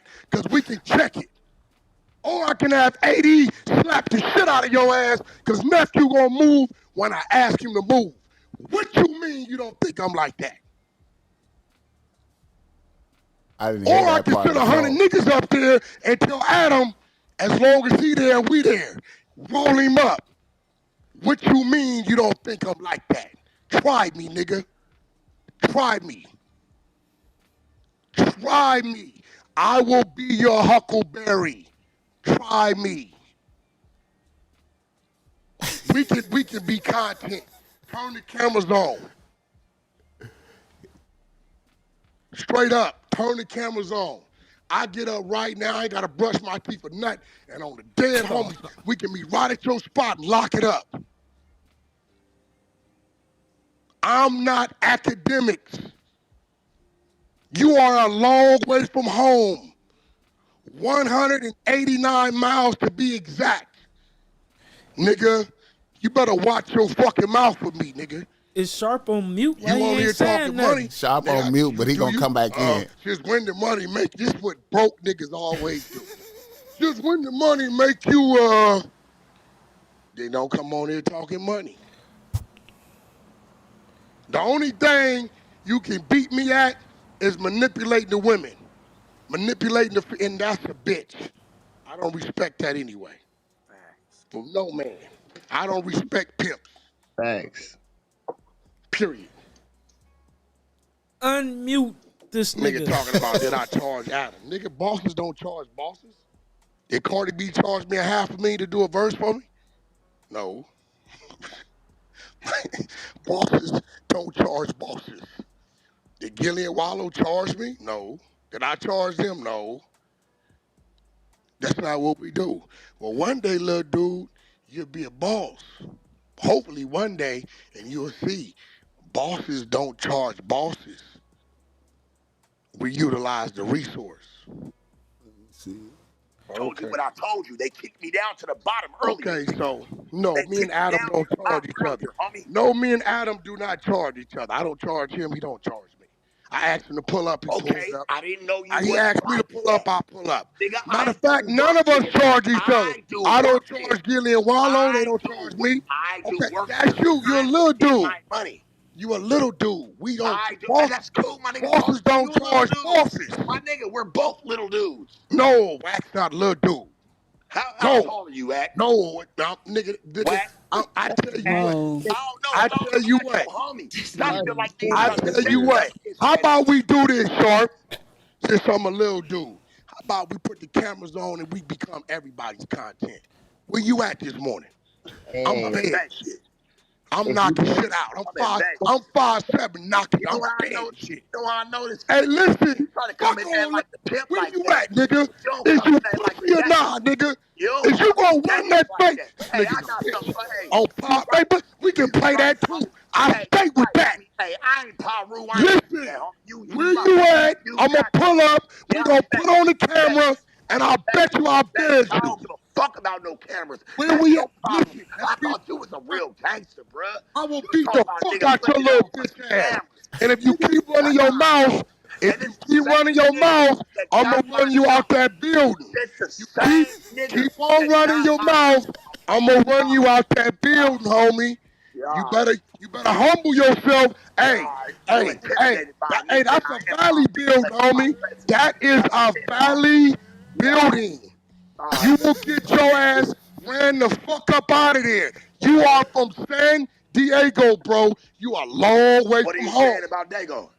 Nigga, I'm saying you 189 miles. No, but what are you saying about Dago? I'm saying I can pull 50 of them. I'm telling you, I can pull. Listen, this is what I'm telling you. I can pull 50 Dago niggas to assist us and running your ass out that building. Hey, it's what I'm saying. Call 50 Dago niggas right now then and see. Boy, you don't want to play with me like that, bro. Call 50 Dago niggas. You do not want to play with me like that. All right, my nigga. It's one on the floor that been waiting to get you. Call 50 Dago niggas. He been waiting to get you. On that ice. Let's see how much they been waiting to get you. It's one on the floor waiting to get you. Call. Appointment nigga, we right there. Call. But call. Listen, I'm telling you, 190 miles from home. Call you ain't got no win. Don't do that you ain't got no win out here. Don't do that on here. Call Dago. Hey, Sharp. You ain't got no win out here. You ain't got no. I know it's hurting you. I know it's hurting you. Call Dago, nigga. Paul, we right here already. Bro, you doing too much. But what's up with me and you, blood? I want to get down. Act like I'm academics. Since I'm a little nigga. Rock with it. I'm going to beat your motherfucking face in, nigga. What's up with me and you? What's up with me and you? I want to get down. Let's put a bag up. I got 50. You ain't never liked me, bro. Blood, listen. That shit for what it is. What's up with me and you? Nigga, what's up with me and you? Okay, we run the fade this morning? What we running it on? What dog? Where you want me to be? You want me to what we running it on? Give me a real reason, nigga. Get the people, your people, a reason of why we doing it. You come in my flow, disrespecting my people, my nigga. Nah, nigga. You gonna have some respect. Man, get on that nigga, Sharp. What you gonna have some doing? respect that. Well, fuck all that. But listen, bro. You gonna have turning it down. See, this is what I'm saying. See, this wouldn't be so bad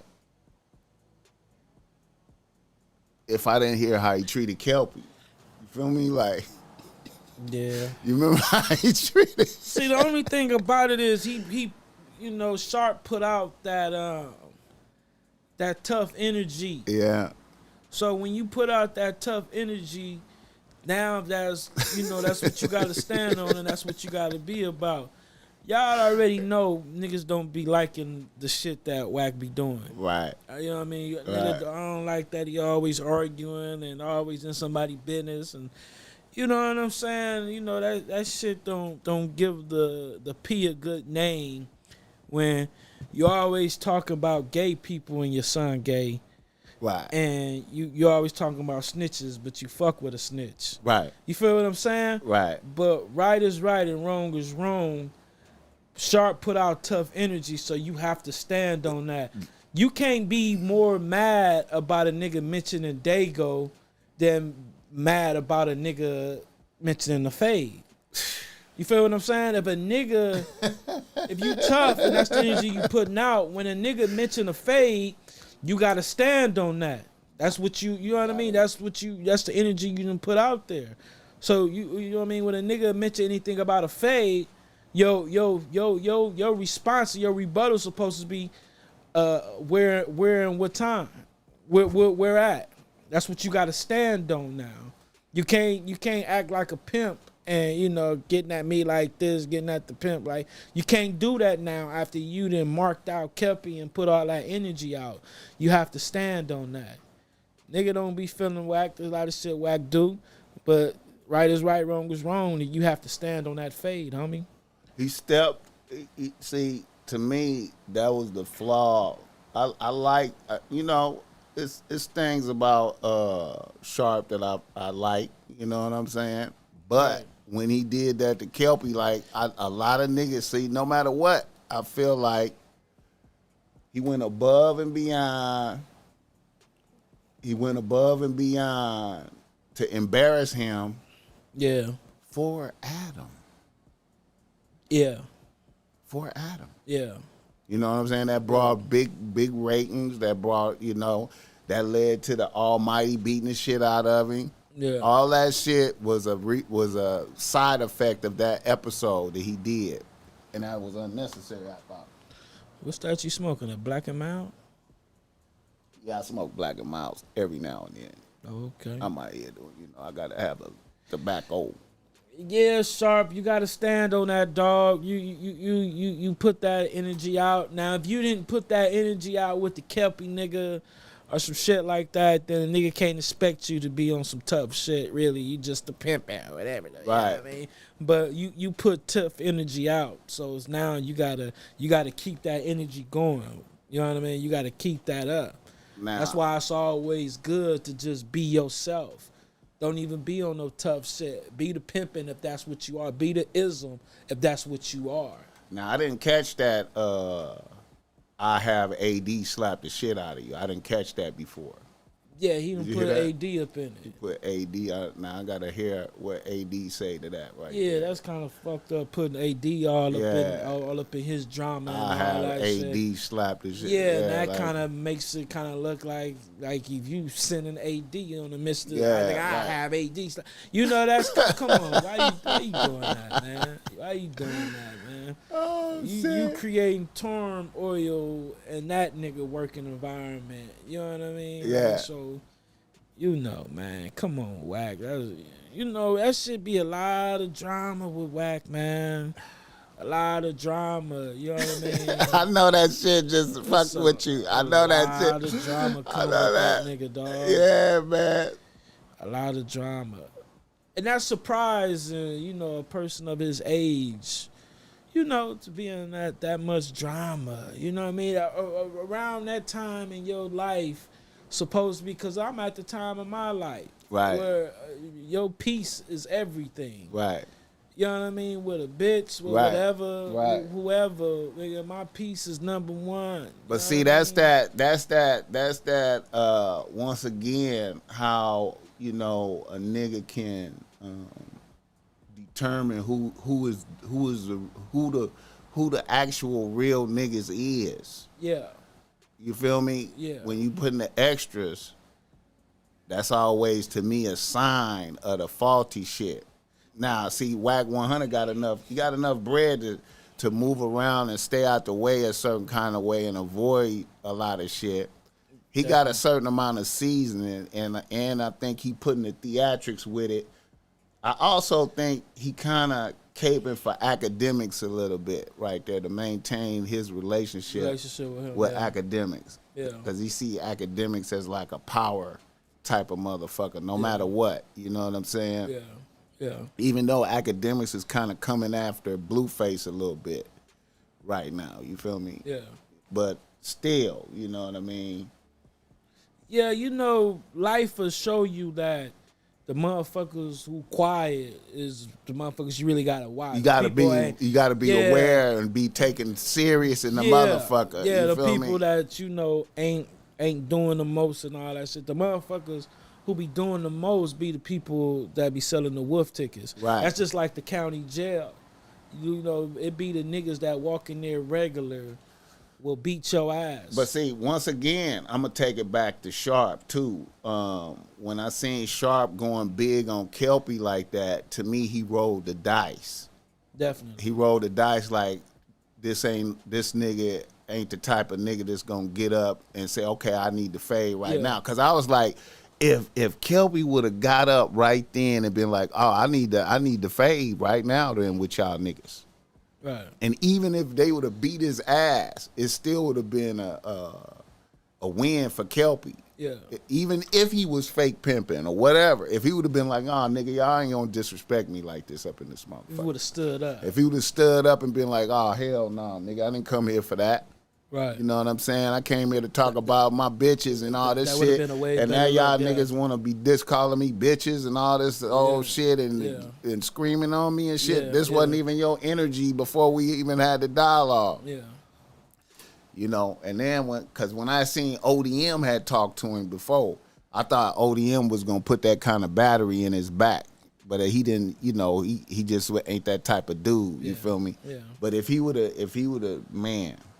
You feel me? I thought that was super risky right there. I was like, oh, man, I got to take points off of Sharp for doing that right there. That's going to put him in a certain dimension. So now it didn't came back. It came back on you. It didn't came back. And you didn't deliver how you were supposed to deliver.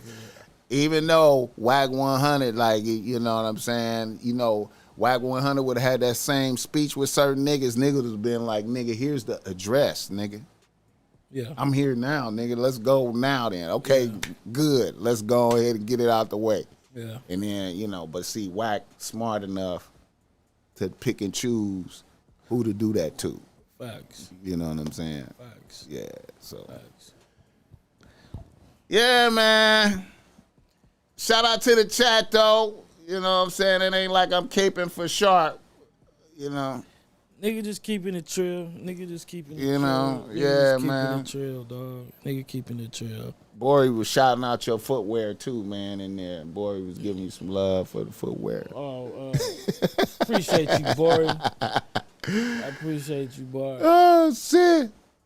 Have you said, boy, stay complimenting the fashion, man. That's my guy. Yeah, man. Boy, be paying attention. Let me see. Okay, another nigga in the news. He said Wack WWE. WWE is fake. Yeah, he is though. But And he you might putting on the show. He might really slap the shit out of Sharp though. Like Just because he know he can. Because he know he can. Exactly. You know. Another nigga in the news. I want to say rest in peace to Trugoy, the Dove from De La Soul, Dave. Yeah. Shout out to Dave. You know, hey man, it's just another reminder that the BossMack topsoil is getting really old out here. You know what I'm saying? That's another one of my somebody from my era that died from natural causes. I think he died from congestive heart failure. Stay healthy out there. Take care of yourself. All niggas my age, man. Remember, man, we got to be careful out there. Niggas, cholesterol and all types of shit. And, you know, eat healthy, exercise, you know. Definitely. Shout out the De La Soul, man, the legend, man. It's a legendary group, man. Did you ever listen to any of their shit? I know you was a youngin' when they came out. I was a younger. I just know the popular songs. Yeah. Yeah, I was young. I reminisce back in the days, man, way back in the days. It had to be like, I'm going to say like 89 or some shit like that. I seen them in 88. At the Oakland Sports Arena. Mm-hmm. There was a big concert up there where I seen Eric B and Rakim closed it. Them niggas came out and did their thing. And then I seen them in San Francisco at a little club. Them niggas came in there, man, and you know, they came in and rocked the house. I thought it was pretty dope. Me, Myself, and I was the hit at that time. You know what I'm saying? Them niggas got a whole bunch of 5 mics in the Source. You know how the Source used to have 5 mics? Yeah. Them niggas got 5 mics a couple times, you know. So look, describe the impact they had in, say, like, okay, like you told me how old boy died on Fig, right? Right. And you said that was like the weekend. Oh yeah. So that was was so to the younger generation. Who would that be like right now? What we could compare that to? I feel like a better understanding. I feel like De La Soul was on some alternative kind of, cause you know you got to remember, man. You know you had gangster shit that was coming up. You know NWA and Eazy-E and them was rising with the negative gangster shit. Yeah, definitely. You know what I'm saying? But them niggas was like more on some positive shit. Like, you know, they had motherfuckers used to be wearing like African medallions and shit. I don't know if you knew about that. It used to be like a time when niggas used to wear leather African medallions and shit like that. Mm-hmm. See, motherfuckers would say like some people now, you would be like Trippie Redd and people like that. You know what I'm saying? But Trippie Redd kind of talked tough a little bit. Yeah, definitely. He had a song called Poles and all that shit. Them niggas was nothing negative. Them niggas was all about bitches. Uplifting the folks. Them niggas was having bitches. Did they call bitches bitches? Was they on that type? They didn't say bitch.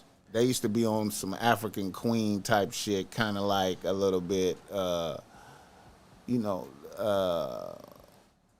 They had like when they came out, they had bitches dancing for them. Back in them days, you know, when rap groups used to come out, they used to have the dancers and shit. Yeah. They had bitches dancing. And, you know, them niggas was just real creative. They was like plug 1 and plug 2. Was the hoes covered up? Or was they was covered up. They wasn't naked. Damn, they was covered up. Them niggas was like, you know, bitches. They was like Erykah Badu bitches that had the head shit on and you know, like some Queen Latifah. Yeah, some Queen. shit. Like that. Matter of fact, they was all in the same shit together. Like the native tongues. Like one thing that happened when them niggas came out, they formed the native tongues, which was a weird thing because like it was. First they came out, and then you had like a Tribe Called Quest. Yeah. And then you had the Jungle Brothers, Latifah, Moni Love. You remember her? It was a bitch named Moni Love. No, I don't know. Okay, shit. Okay, they came out with a song called Buddy. That sounded like a lot of people. Now, though. Buddy was a hit though, and they did it off the. What, it was like 10 motherfuckers rapping. It was like a bunch of motherfuckers rapping on that cut. And Buddy was a dope song because they did it off the heartbeat. That heartbeat, doom, doom, doom, doom, doom, doom, doom, doom, doom, doom. That was like it was like they did a song off a hell. That song is a hit. Like if they play, they sampled it. Basically. If they play Buddy in the club go up. And back all in the day. Back in the day, yeah, it might go up now. Motherfuckers might tap into that shit now. It'll be like a hit. I don't know. Well, maybe not with the young niggas, but anyway, Buddy was a hit, bro.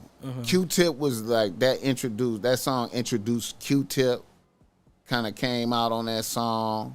Moni Love was a big deal on that song. Buddy was like a big song, and it had all the native tongues together, but the native tongues wasn't really together. Because that song was so hot. That was the irony about them because they was on some positive shit, like we all together, black unity type shit. So but when that song blew up, everybody went in their own directions of did money. What it was supposed to do. Yeah, like, it put them all on. But everybody, it was like an accidental song. The song was like an accident. It was like a remix on the back of some shit they just did because they was all on the same page. But when that blew up, that exposed that everybody was really selfish and going for self. And then Tribe Called Quest came out of that. And Tribe Called Quest used to be on some, you know, wearing robes and all kind of shit. And like they first album, People's Instinctive Travels in the Paths of Rhythm. That was Tribe Called Quest's first album. It was like they had Bonita Appleboom on there and all that. They was all on some positive shit. And then they came out with Check the Rhyme. Then they came out with Low End Theory. Tribe Called Quest went from being super positive and all that shit to regular niggas. Them two albums, the People's Instinctive Travels and the Paths of Rhythm, they was on some flower, positive shit. Two different albums. And then when the second album came out, Low End Theory, them niggas was dressing like niggas. They started wearing, you know, Fife. That's when Fife stepped out. Niggas was wearing jerseys and shit, so they got rid of the power. They got rid of all that shit and just said we regular niggas. And that album, like, the Tribe Called Quest just blew up, and they kind of they shook the positive shit. They kind of shook that shit. They kind of shook that. They came out as regular niggas. And then that's when Hot Sex on the Platter and all that shit came out. And they started talking about fucking bitches and doing all that shit and regular. They was regular nigga shit. The good shit. But De La Soul kind of stayed on that wave, and they came out with another album, but it was too. De La Soul was too complicated for niggas. Okay. They shit was too. Wasn't they to fight the power motherfuckers? No. That was Public Enemy. Okay, all right. That was Public Enemy. De La Soul first album was the Daisy Age. right? They flowers and shit, neon colors. That was their first was album. On shrooms or something. Damn near, if you look at it, that type of shit. And they was on some flower shit and Just taking acid. and then they came out with De La Soul is Dead, their second album. Now that one was like, that album was critically acclaimed too.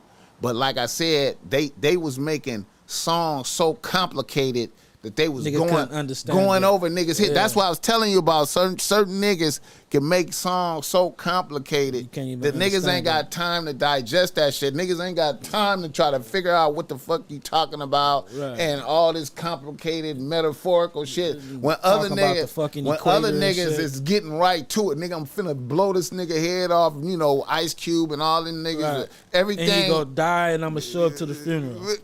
Niggas was coming. Okay, then that type shit. But then they came. Their third album. They had Break of Dawn. Break of Dawn. Okay. Break of Dawn. They had they third album. They just lost niggas. Niggas just was too complicated. It was too over niggas. The name of the album was Balloon Mind State. And niggas was just like a motherfucker though. Niggas was just like they lived up to the name. That just went over niggas' heads, and niggas just kind of like forgot about them niggas, kind of like, and they gave up, and they just went into like where they was just like a critically acclaimed hip hop group. They still toured and got money and everything. And then another thing, their first album was like sold hella, but the cold part about their first album is they sampled so much shit. That's back when sampling was just coming in when niggas was just started. Introduced to the game. They was sampling all types of shit, right? Yeah. And the motherfuckers came and sued the shit out of them. They got sued. They sampled some Beatles shit. Nigga, motherfuckers sued. They didn't get shit from that first album. And that album sold like hella platinum. Damn. Me, myself, and I was some motherfucking George Clinton. You know what I'm saying? Yeah, I know you're talking about, Nigga, they whole album was, they got what toe up. What was they thinking though? Like, they was just trying to be super creative. But they probably didn't know the music business. They didn't realize it. Where you stealing somebody's shit. They you didn't gotta realize get it clear. They didn't that's when niggas learned about all that shit. Niggas was like niggas was the demo. The demo for niggas to learn about getting your shit clear. They got toe up, nigga. They got toe up. That first out, they didn't get shit. Man, that can't be a good feeling. But then, like I said, you know, it was a lot of irony with them because, like I said, the Native Tongues was on this positive black shit. We all together. Yeah. But when they had a hit, when that Buddy hit, everybody went left and right. And Moni Love was the number one culprit. Now that bitch, she was everybody wanted to fuck her. Like, remember I was telling you, bitch. Who is Moni Love? Moni Love, when she was young, she was a bad bitch.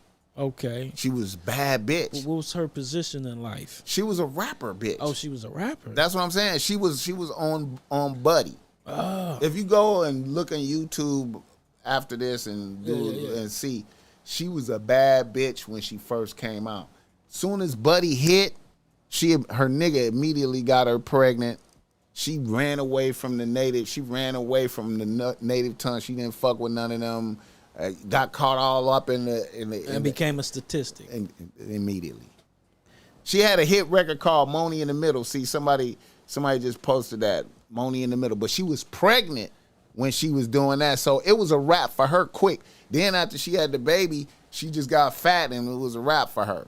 And none of the native tongues, nobody else fucked with her because she blew up. Like when Buddy came out, Buddy was so much of a fucking hit, bro. And everybody was on them. The native tongues, they was the movement. They was like a fucking movement. Mm-hmm. And they just, they got that shit hit.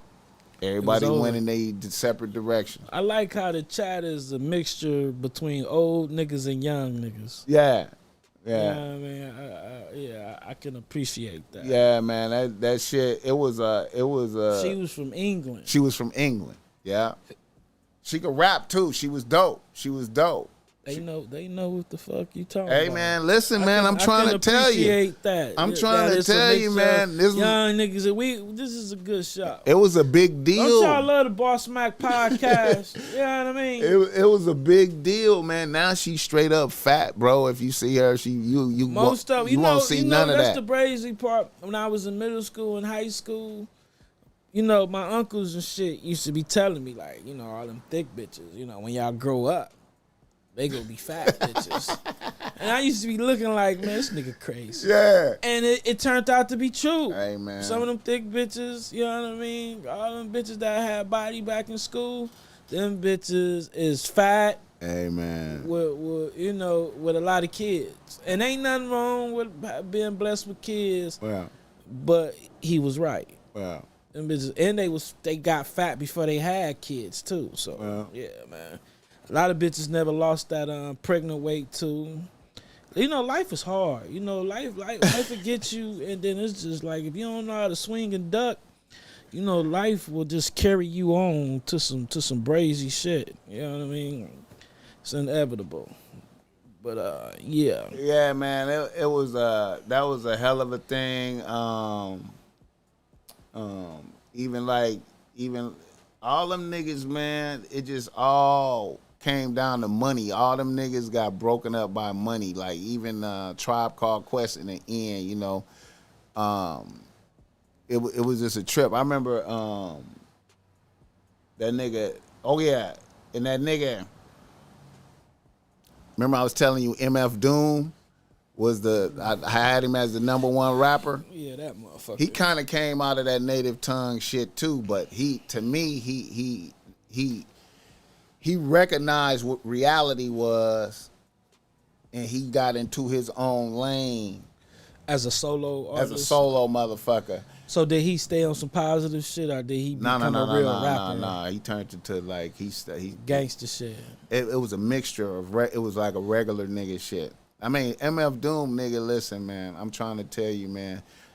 He released one of the most him and this nigga named Mad Lib released an album called Mad Villainy in '94. What are these, like New York type niggas? These niggas is from out here. Okay. I mean, Mad Lib is from out here. Where's the Doom nigga Doom from? is from New York. It sounds like some New York shit. But hey, man, that's like one of the most critical acclaimed albums of all time. Definitely in your book, because you made the nigga #1. I'm just telling you, man, as a music nigga, I'm just telling you, nigga. I'm just trying to tell you. All the music you listen to before in life.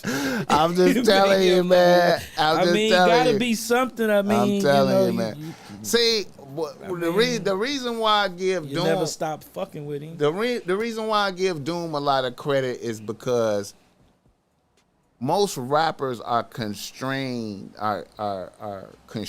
by time and age and their appearance and everything, how they look, how they dress, everything. This nigga put on a Dr. Doom mask, and he never revealed his face, and he stepped outside of time. Hold on, so since back in the day, he been wearing a mask. He started off regular. He started off with the native tongues on that positive shit, right? Yeah. In this group called KMD. They came out, they had a song called Peach Fuzz, where you know, they was some Muslim dudes in New York rhyming and shit. Yeah. They was dope. Yeah. They was on then he also was on, I don't know if you remember this group, it was a group called Third Base, and they had a song called Gas Face back in the days. They was white boys. Okay. And then he was on that song, and that was a dope song. And then they came out as a group, and then they dropped their first album, and then his brother, who was in the group with him, got hit by a drunk driver and got killed. Then he tried to release another album, and the artwork on the album cover was like a nigga getting hung, like a cartoon nigga getting hung. And the record label was like, we ain't fucking with y'all no more. Then he disappeared for 5 years. Then he came back as MF Doom with the mask on, and he started dropping albums, and they was they resonating? And they was some dope ass albums, like highly creative. Dude, I'm trying to tell you, man, some super. It wasn't even about wearing jewelry, your drip, none of that. He had on the mask, and he was dropping albums and collaborations, and all them shits was blowing up on the underground. And then when he did that album with Mad Lib, I'm just trying to tell you, called Mad Villainy, it's a lot of niggas think that's like one of the greatest hip hop albums ever made. Okay, let me ask you this: when he came back from the 5-year hiatus, when he was wearing the mask, he wore it every video. Every nigga, he never was seen without the mask. Never. What? Never. What? Never. Listen, let me tell you what else he used to do. He was in demand. Like he used to get booked hella shows. He used to send fake Dooms to go do shows for him.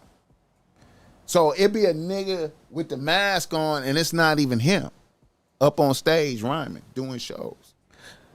And sometimes the crowd was figuring it out and start booing him, and somebody take the mask off of him, and they know it's not him.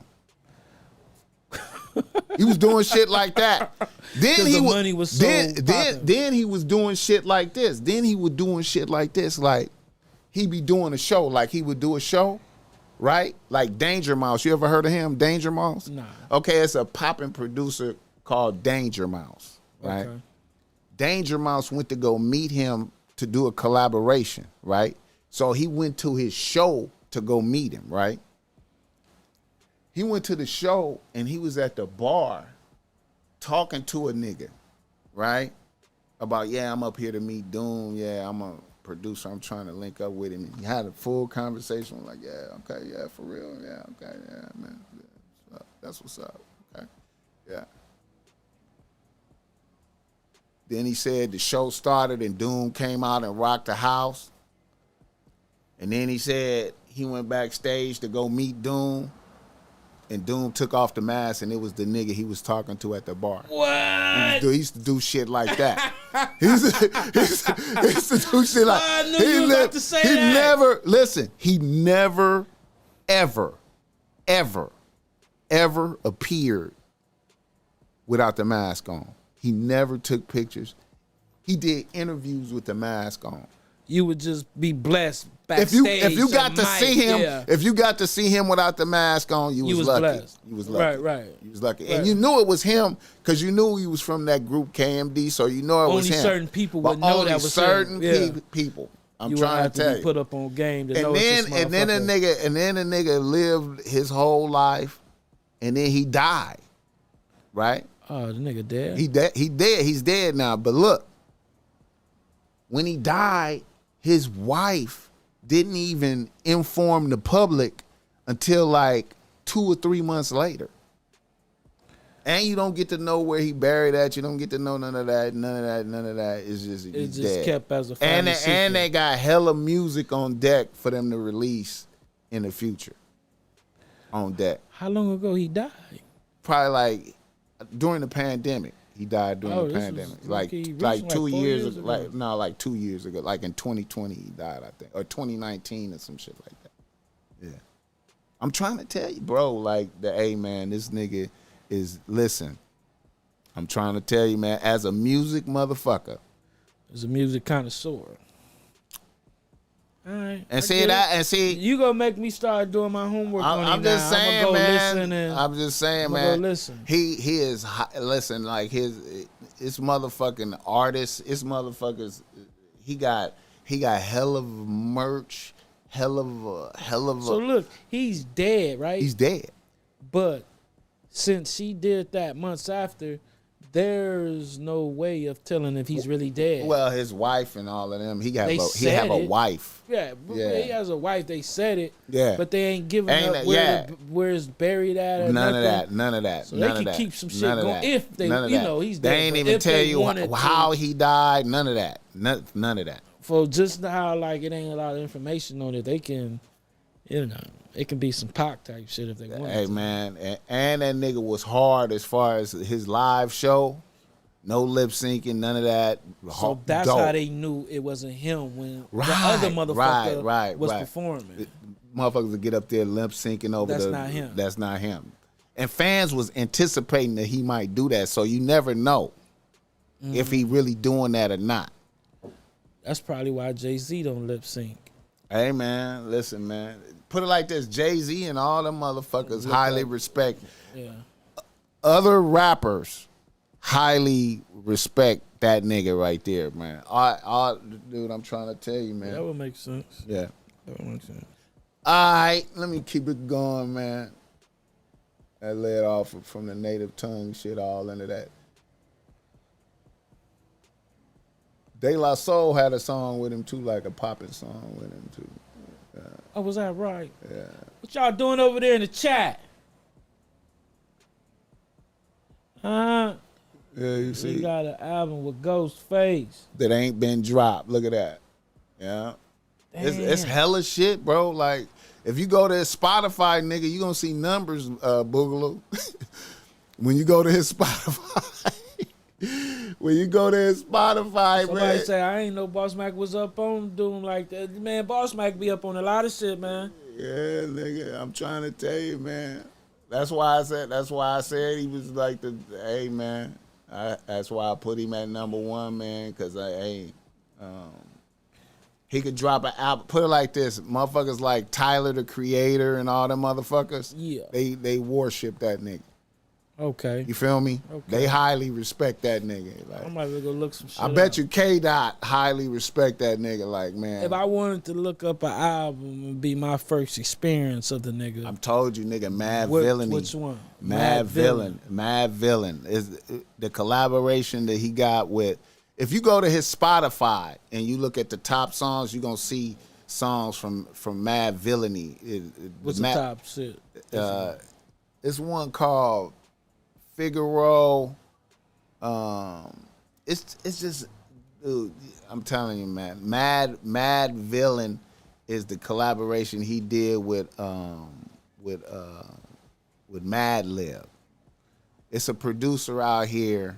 Madlib did a lot of albums with Freddie Gibbs, like all Freddie Gibbs type albums. Yeah. Madlib did the beats for him. So Madlib is like one of the dopest like underground hip hop producers it is. Him and Alchemist. Like, Okay. put it like this: if Picasso did an album with Madlib, nigga, let me tell you, man, it would be It'll go up, motherfucking over, nigga. If Picasso did a how I find that nigga Madlib? Where he from? nigga, New York? he out here. He Oh, he out out here. here? Yeah, he out here. Oh, he's He out- tangible. Yeah, he's get atable. Nigga, Okay. Freddie Gibbs, fuck with him. Freddie Gibbs, listen, you should be able to politic this through 211. Okay. 211 got action at Freddie Gibbs. Okay. Freddie Gibbs got action at Madlib and Alchemist. Listen, man, if Picasso do an album with Madlib or Alchemist, It's a wrap. You might as well just close the curtains.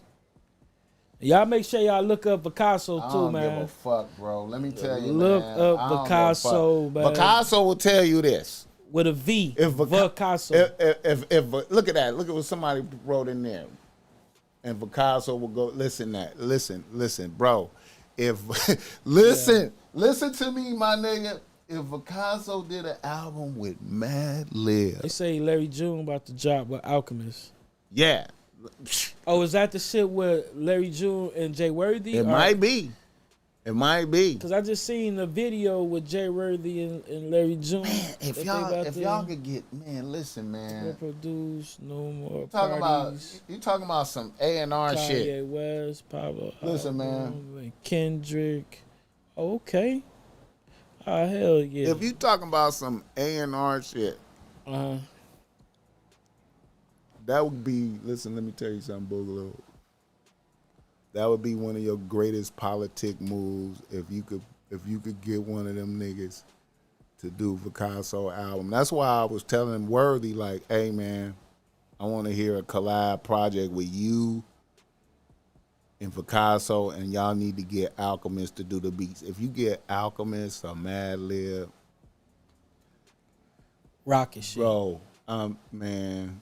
Rocket shit, man. Out of here. That would, bro. Picasso will be world, but Picasso will be world. He would be, listen, he would be paid forever.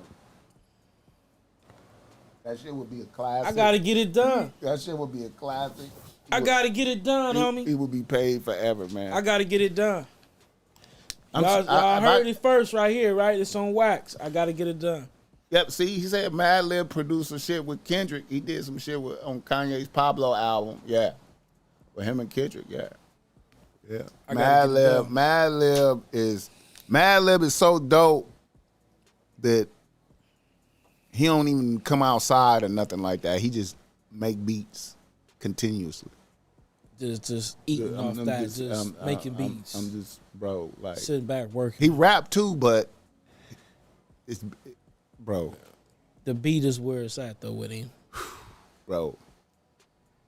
Yeah, man. What about his bars? His bars is all right, man, but you don't even need him for that. His lane is beats. His lane is beats. The beats on that Mad Villain album that I'm telling you about, are every beat. See, that's the thing about it. Every beat. They waiting for the Mad Lib 2. They did another album that haven't come out. When that come out, bro, nigga, it's classic now and it's not out. Niggas ain't even heard it. When that drop, that's gonna be a big deal. It's like a detox or something. It's beyond. listen, man. I don't know, man. I think them niggas is. Hey, man. I think them niggas is. No disrespect to Dre, but I think. Hold on. You about to say that? Hey, man. You about to make that? Hey, man. I want to hear some new shit from Dre. You feel me? No. Hey, Dre, I fuck with you. Let me look at the camera. I fuck with you, Dre. Matter of fact, we need you to come on the podcast in a real way, nigga. We really need. I feel like Dre should come through. You know what I'm saying? What they saying? This pod tonight about to make Nipsey Hussle make history though. This pod about to make history. If y'all work that Mad Lib or Alchemist for Picasso, you didn't see that? It's on Wax. I already said I gotta do it. I gotta do it now. I gotta do it. I believe you could do that, my nigga. Yeah, I gotta do it. I believe in you to be able to politic that. Yeah. I believe in you to be able to And we're gonna be able that. to refer back to this episode and be like, hey, man, BossMack put me up on game about it. Hey, I'm a believer. I'm gonna keep it a buck, I mean, man. you don't spit no bullshit. Hey, man, everything you talk about is 100. As a music motherfucker, I'm just saying. Yeah, so I'm just saying. All right, let me see. Let's do a reader listener email. Then how long we been going? Let me see. We've been going a minute. We got a good reader listener email today. Yeah, we got a good one. This is a difficult one. What? Brother. Oh no, yeah. Who's oh no? Mad little brother make beats too. Oh, he done passed the torch too. Yeah, them niggas, man, they got like a good little. They on a record label called Stone's Throw, which is a white boy named Peanut Butter Wolf, and he the one that orchestrated all that shit. You feel me? Oh, he got connections. They just some underground motherfuckers, man. They sound like they hot. They on the low though, like they some underground motherfuckers that's hella dope. Been fucking with him for years, but Madlib is just he from Oxnard. I mean, he just a dope motherfucker, man. That's all I can say, man. Okay. All right. Reader listener email. Here we go. See that? Chief Wildfire, Peanut Butter Wolf. What that mean? Hard as fuck. Quasimodo. See, that's another thing too. Like Madlib got these niggas be doing like alter ego type shit, rapping as a different character shit. He got the Quasimodo shit, man. That's just that's some dope ass shit too, where he like a cartoon character rhyming. Listen, man, all that shit is dope, bro. It's all I know. You like, so man, he just do songs like that, or he do albums? He did albums like that as Quasimodo, yeah. And it's a. But I like the creativity that I'm hearing about it. Man, listen. That's why Kendrick and Kanye did some shit with him, bro. Yeah. Nigga, they got merch for that, the Quasimodo doll and all that shit. Look at nigga, this niggas is dope, bro. Like I just can't stress it, man. They not out there. They don't be outside, out and about like that. They continuously. This nigga is continuously working on music. That's why he fuck with Freddie Gibbs. Like him and Freddie Gibbs done did like all the projects that got Freddie Gibbs lit is Mad Lib did the beats. Okay. You feel me? Okay. How Freddie Gibbs started popping these last couple of years. This is all Mad Lib did the beats. I got homework to do. I'm trying to tell you, man. And it's a lane, man. And see, the thing is that if they understood the authenticity of Picasso, you feel me? The Bompton with the skill level. Lyricist level. I'm trying to tell you, man. This is what I'm talking about, nigga. You talking about niggas taking, and it would be good for them too, though. It ain't even like, Picasso is not known like that, but at the same time, it's good for them too because of the authenticity of Picasso and where he from and what he doing. Fucking with, because if they fucking with Freddie Gibbs like that, you feel me? Facts. Fucking with Picasso like that would take them to it. And all these niggas know about Worthy. See, that's why, you know what I'm saying? See, Worthy, he got the inroads to all this shit. This is why, I feel like that's why I put that out there with him, and they should do something with Alchemist. I mean, I know. Worthy got a politic in there with them a certain type of way, but it seems doable. It seems like it makes sense. It's not like you doing like a hell of a favor for a nigga. You know what I'm saying? That's only right. He done already put in the work. You know what I'm saying? Just like your boy from the report card was in here. Do you have projects? Have you completed projects? This nigga done already did the foundation projects. You feel me? Only linking up with these other type of niggas is just gonna elevate. It's gonna elevate to another level because of the production skills that they bring and the power in their names. You know what I'm saying? It's just it's gonna make sense for everybody. All right. Definitely gotta get that Worthy too, man. Reader, listener, email. Reader, listener. All right. Let's talk about it. A nigga from Los Angeles writes to BossMack. He say, BossMack. What do you say, BossMack? I'm a young 34-year-old nigga with one bitch on the team. Wait a minute. Okay. I'm a young 34-year-old nigga with one bitch on the team. My bitch is 28, a 28-year-old registered nurse. I get a nice bag from the oil refinery. And I get a nice bag from the oil refinery. I have been with my bitch 3 years. We had some significant ups and downs. During our second year together, I caught my bitch cheating on me with a nigga I thought was my bro, and he lived with his bitch. Upon finding it out, I fired my bitch.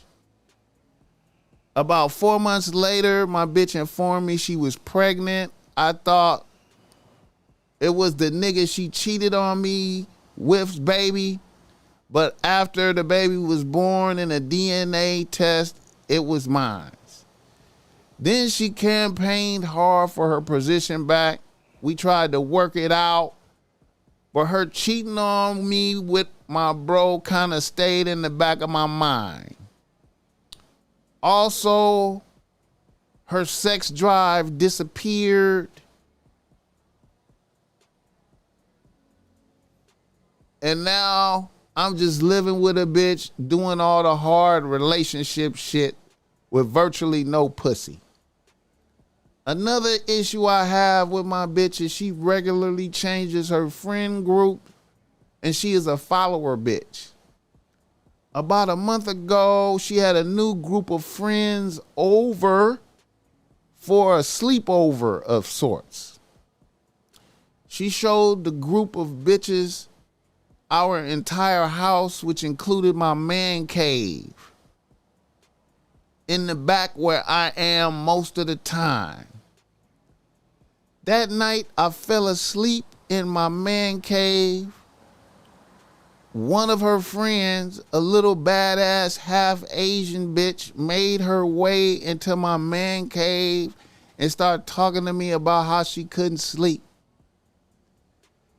And she had smelled the weed when she had came through with the group earlier, so she wanted to smoke with me. I let her smoke one with me, and she told me how my bitch had told her we hadn't fucked in months. I was like, wow, my bitch really put our business out there. Next thing I know, the little Asian bitch was kissing me and rubbing my dick. I almost fucked, but I didn't do it because it was too dangerous. So now me and the little Asian bitch have been sexting back and forth, and we've been plotting to have a rendezvous. I know this is some cold-blooded shit. BossMack, what are your thoughts on this? Man, he got too much of a heart. Like, you know, he owe that bitch one. You know, he definitely owe that bitch one. You know what I mean? He can do that and get away with it. If he was to get caught, you know, you fuck my friend. Right, I mean, right. Know, he got that. Right. He got that. He might as well just do it. Right. He definitely might as well just do it. You know what I mean? But I'm a strong believer in once a person show you who they are, expose themselves, you believe it the first time. Right. You feel what I'm saying? You sound like you got your shit together. You got enough money to where you got a house or whatever, apartment or whatever, and you got a man cave in there. So that must mean you got your shit together, nigga. You done put money in your house, build a man cave. You done did all that, got your shit together, got a house and build a man cave. And with all that you have, did not stop your bitch from fucking your friend. So she did that early in the game.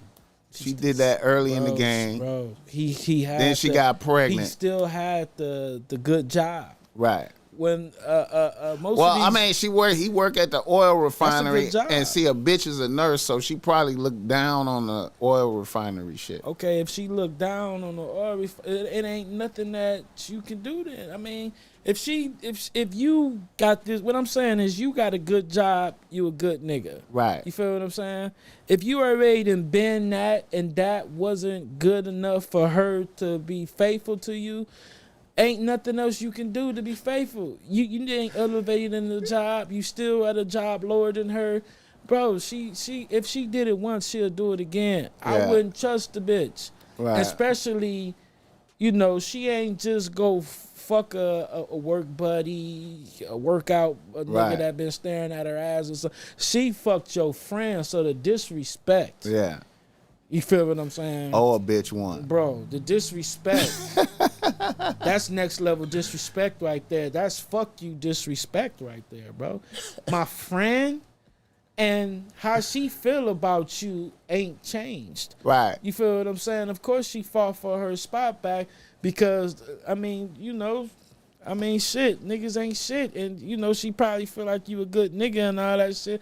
But her fighting for all these bitches fight for their spot back and still be fucking on other niggas, just like niggas cheat and fight for their spot back and still fuck other bitches. They come from our rib. It's no different. Hey, man. It's no difference, bro. Bro. Obviously, he wants to still be with the bitch. That ain't the question. Should he still be with the bitch? The question is, should he fuck the chink? Should he fuck the little bitch that came in there and see? Yeah. He should fuck the bitch. He over that, and then you know, it's so good. The situation is so perfect because of what she already did. I would have fucked her that night. Because she fucked my friend. I gotta fuck your friend.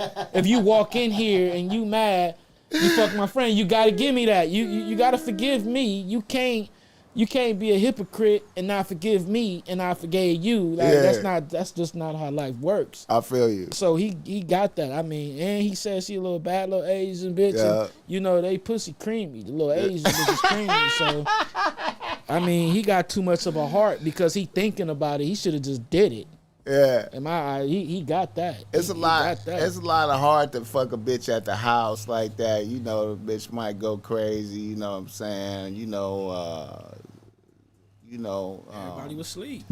Yeah, but you never know, man. A bit, you never know, man. That's some intriguing shit, though. Yeah. You feel me? Like you gotta have a lot of heart to do that one, cause you know it's gonna smell like pussy. It's gonna smell like fucking in there. You're gonna have the aroma of fucking happening here. That'll stay to the morning. Now, what I'm thinking about, is okay, if a bitch You do a me like gangster that, though. yeah, like, I'm gonna do I know shit. you don't give a fuck. Right, though. I don't give a fuck once you do that to me, right? Right. Now I'm thinking about it's probably not best because if he would have fucked her in the house, it would have had to been on some quickie type shit. Right, you can't so really if they savor do it the pussy. a different time, he can really get in the pussy and he can really fuck the shit out this bitch. Right. And then now that she sexting him and all that other shit, let it be known like, okay, this bitch wasn't just trying to get me and play me. Because if she was trying to play me, my bitch would have said something about it by now. We ain't just sexing. So she really trying to fuck with me. So yeah, that bitch knows some shit too. And then the fact that she knows some shit. See, my bitch put out our business out there that we ain't fucking and shit. Are you bragging to your whole ass friends that we ain't fucking? See, and you know how bitches talk. And bitch, I ain't giving this nigga no pussy. And that's why the bitch came in there. You feel me? So I would go ahead and do the rendezvous. And see what happened and see what developed, man. And you know, I might and see. Really, I will be on the verge of firing a bitch. You know what I'm saying? If you know, after the shit, see, it could be a setup. See, that's what I'm saying. It ain't because how long it done went. Right. See, you're going back and forth with a bitch. See, now that's how you know now. And see, then he also gave information about the bitch is a follower bitch and changing friend groups and shit. See, bitches be trusting bitches. Mm-hmm. See, I be feeling like a lot of bitches don't be having like, like a bitches being follower bitches, and then I don't feel like bitches should trust bitches. You know what I'm saying? Yeah. You know, that's another thing, you know. The bitch see the house, obviously. Right. The house is probably immaculate. Right. Nigga gotta, she seen something in the nigga. Right. He probably, probably look cool or whatever, right. You know what I mean? She seen something, and whatever she seen, she like, oh, bitch, you tripping. Right. You ain't giving this nigga no pussy? I will. Yeah. I give him the pussy. You feel what I'm saying? So, obviously, whatever happened when they smoked, they exchanged numbers. So, if it was a setup, it would have happened already. She would have told the bitch, like, yeah, he gave me the number, we'll do it, whoop. they been sexing and all that shit. That's how you know it's real. Yeah. He need to just go on to fuck that. It ain't really too much to think about. And he need to have a good time while doing it. Hey man, do your thing, bro. I would consider, I would be looking for like living by myself eventually. Though I'm gonna keep it a buck. I wouldn't. Definitely, I know you got a kid with her, so I get that part of it. You feel me? All right. Kids don't keep a relationship no more. Right. Before we get out of here, was another one? Yeah, I got one more. I got another one. One more. Okay, one more reader, listener, email. We blessing y'all tonight. Get the likes up. Get us to 60 likes before we get out of here. At least. All right. A nigga from Costa Mesa, California writes to BossMack. Let's talk about it. He say, BossMack, I'm a young 33-year-old LA nigga living out here amongst the whites. I moved out here to be ducked off and to be able to walk to the store peacefully. I live in a nice condo and I stay to myself and I try to be a good neighbor. I have a nice rotation of bitches. They love coming through. I live on the second floor and my balcony faces the street. All of my bitches love to walk around naked when they come through. Here's my situation. My bedroom window faces the inside of the open area of my condo building. So when I had a window crack, the sounds be escaping into the open space. Needless to say, several times bitches have been really yelling while I was fucking, and I think some of my neighbors be listening in. About a month ago, when I was parking on the street, my neighbor, who is a young, rich white boy, about 30, and his snow bunny bitch pulled up on me while I was getting out the car, and he said, we need to hang out. I was like, one of these days for sure. Now, my bitch was instantly on some I think his bitch likes you type of shit. 2 weeks passed, and one day, I was at the crib about to cook and I got a knock on the door. I looked out and it was my neighbor's bitch by herself. I opened the door and she said, I have something for you. Can I come in right quick? I let the bitch in. She sat on my couch and pulled out an ounce of fire kush and said she knows I'll be blowing big and she wanted to bless me. I was leery, but I accepted it. She asked if she could smoke one with me. She said her man was still at work.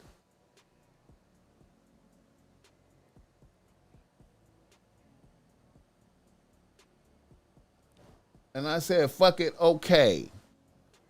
Then the bitch small talked me and told me that we be hearing you at night sometimes.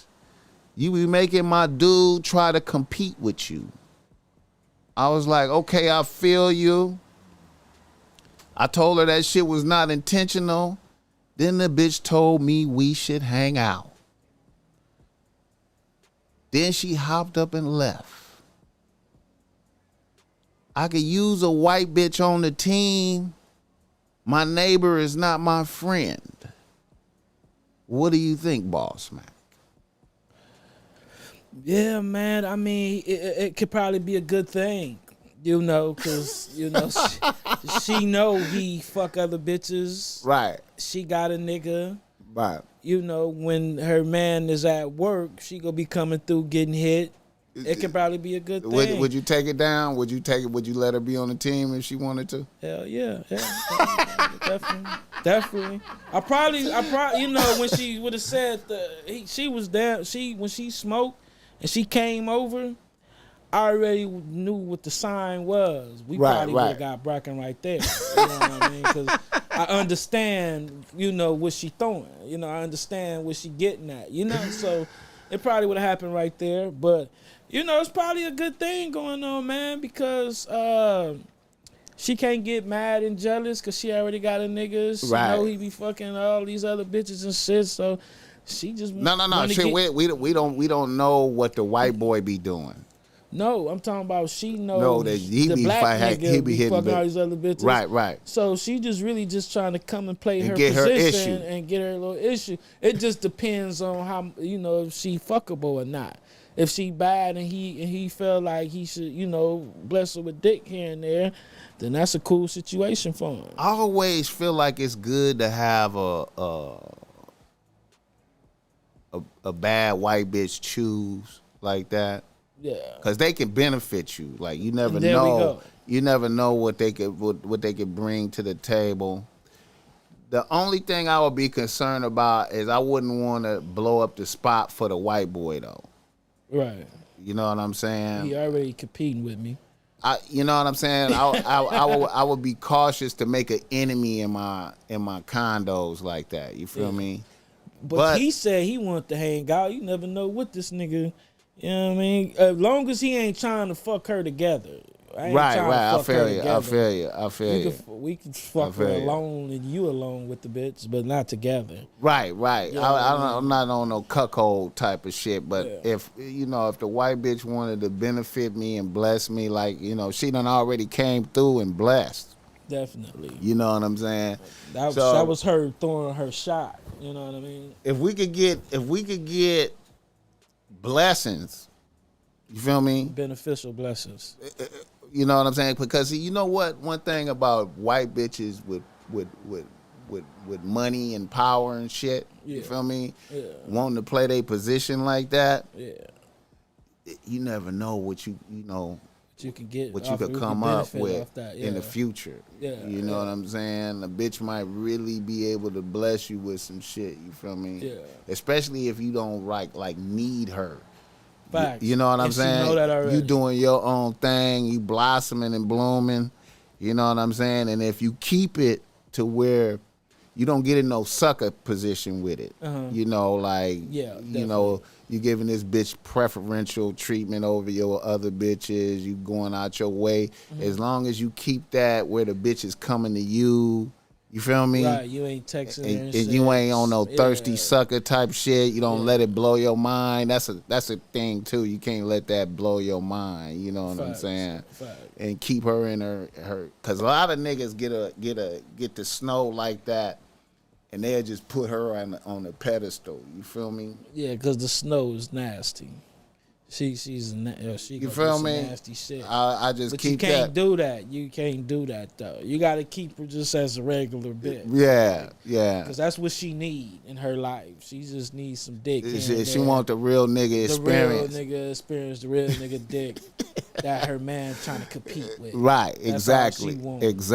Really. Exactly. And she can't be like, you know what I'm saying? You got to make sure she continues to hear them other bitches over there. You know what I'm saying? Yeah. You know what I'm saying? Yeah. To continue his program. Yeah.